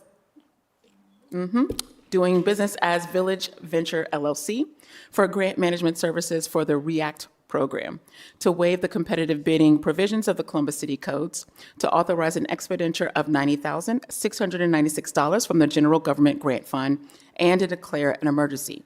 In the best interest of the City of Columbus, Public Safety requests to waive bidding and enter into a one-year contract for $90,696, with Village Venture LLC. Through this contract, Village Venture LLC will continue to serve as a project process, compliance, and reporting coordinator for the project grant under the 2023 SAMHSA FRCARA Award. The Village Venture team will be responsible for the grant setup, project and grant management, execution of the proposed objectives, data evaluation and analysis, and federal reporting. Village Venture LLC will serve as the grant specialist's primary point of contact and ensure project implementation is completed according to the grant goals, objectives, and timeline. Village Venture will also work closely with the Division of Fire and the Division of Police to ensure fiscal and programmatic reports that are prepared and submitted on time. Are there any questions or comments by my colleagues? Seeing none, I'd move for passage. Clerk, please call the roll. Bangston, Barosa de Padilla, de Alcala, Dorans, favor, White. President Harden. Passed. Thank you. That's all I have in my committees. Thank you, Madam Chair. The next final committee coming before council is the Public Utilities Committee and Sustainability Committee, chaired by Councilmember White. Councilmember, the floor is yours. Thank you, President Harden. Tonight I have three ordinances in public utilities and sustainability. First, I have ordinance 0648-2024 to authorize the Director of the Department of Finance and Management on behalf of the Department of Public Utilities to enter into a contract with Elford, Inc. for the purchase of used trailers, to authorize an amendment to the 2023 capital improvement budget, to authorize the transfer of cash between projects within the Water Pay Go Fund, to appropriate funds within the Water Pay Go Fund, to waive the competitive bidding requirements of Columbus City Code, and to authorize the expenditure of $499,000 from the Water Pay Go Fund for the contract. During the renovation of the Water Quality Assurance Lab, these trailers were used to establish a temporary laboratory facility to allow the water testing lab work to continue. With renovations almost complete, the Division of Water has identified several potential secondary uses for the trailers, including for temporary offices while the Dublin Road office facility is renovated. Let me pause there, see if there are any questions or comments from my colleagues. Seeing none, I move for passage. Clerk, please call the roll. Bangston, Barosa de Padilla, de Alcala, Dorans, favor, White. President Harden. Passed. Thank you. Next, I have ordinance 43-2024 to authorize the Director of the Department of Public Utilities to enter into a contract for maintenance and repair services for water quality assurance lab instruments with Adjournment Technologies to waive competitive bidding provisions of Columbus City Code, Chapter 329, to authorize the expenditure of $56,293.80 from the 2024 Division of Water Operating Fund and to declare an emergency. Competitive bidding is being waived because Adjournment Technologies is the only provider of maintenance services for this specific equipment. Let me pause there, see if any questions or comments from my colleagues. Seeing none, I move for passage. Clerk, please call the row. Bangston, Barosa de Padilla, de Alcala, Dorans, favor, White. President Harden. Passed. Thank you. Last, I have ordinance 0891-2024 to authorize the Director of the Department of Public Utilities to execute those documents necessary to transfer ownership of 11 transformers to the Village of Lakewood, Ohio, to aid in emergency power restoration that is needed due to recent tornado damages and to declare an emergency. First, our thoughts and prayers are with Ohioans still dealing with the impact of recent tornadoes. The fact that this ordinance is possible really shows how well our department is maintaining our equipment. These older transformers will now be used to help another community in need. That's awesome. Let me pause there, see if any questions or comments from my colleagues. Seeing none, I move for passage. Clerk, please call the row. Bangston, Barosa de Padilla, de Alcala, Dorans, favor, White. President Harden. Passed. Thank you, and that is all I have in my committee tonight. Thank you, Mr. Chair. See no further business coming before council. Is there a motion to adjourn? Clerk, please call the row. Bangston, Barosa de Padilla, de Alcala, Dorans, favor, White. President Harden. Thank you. Meeting is adjourned. We have several non-agenda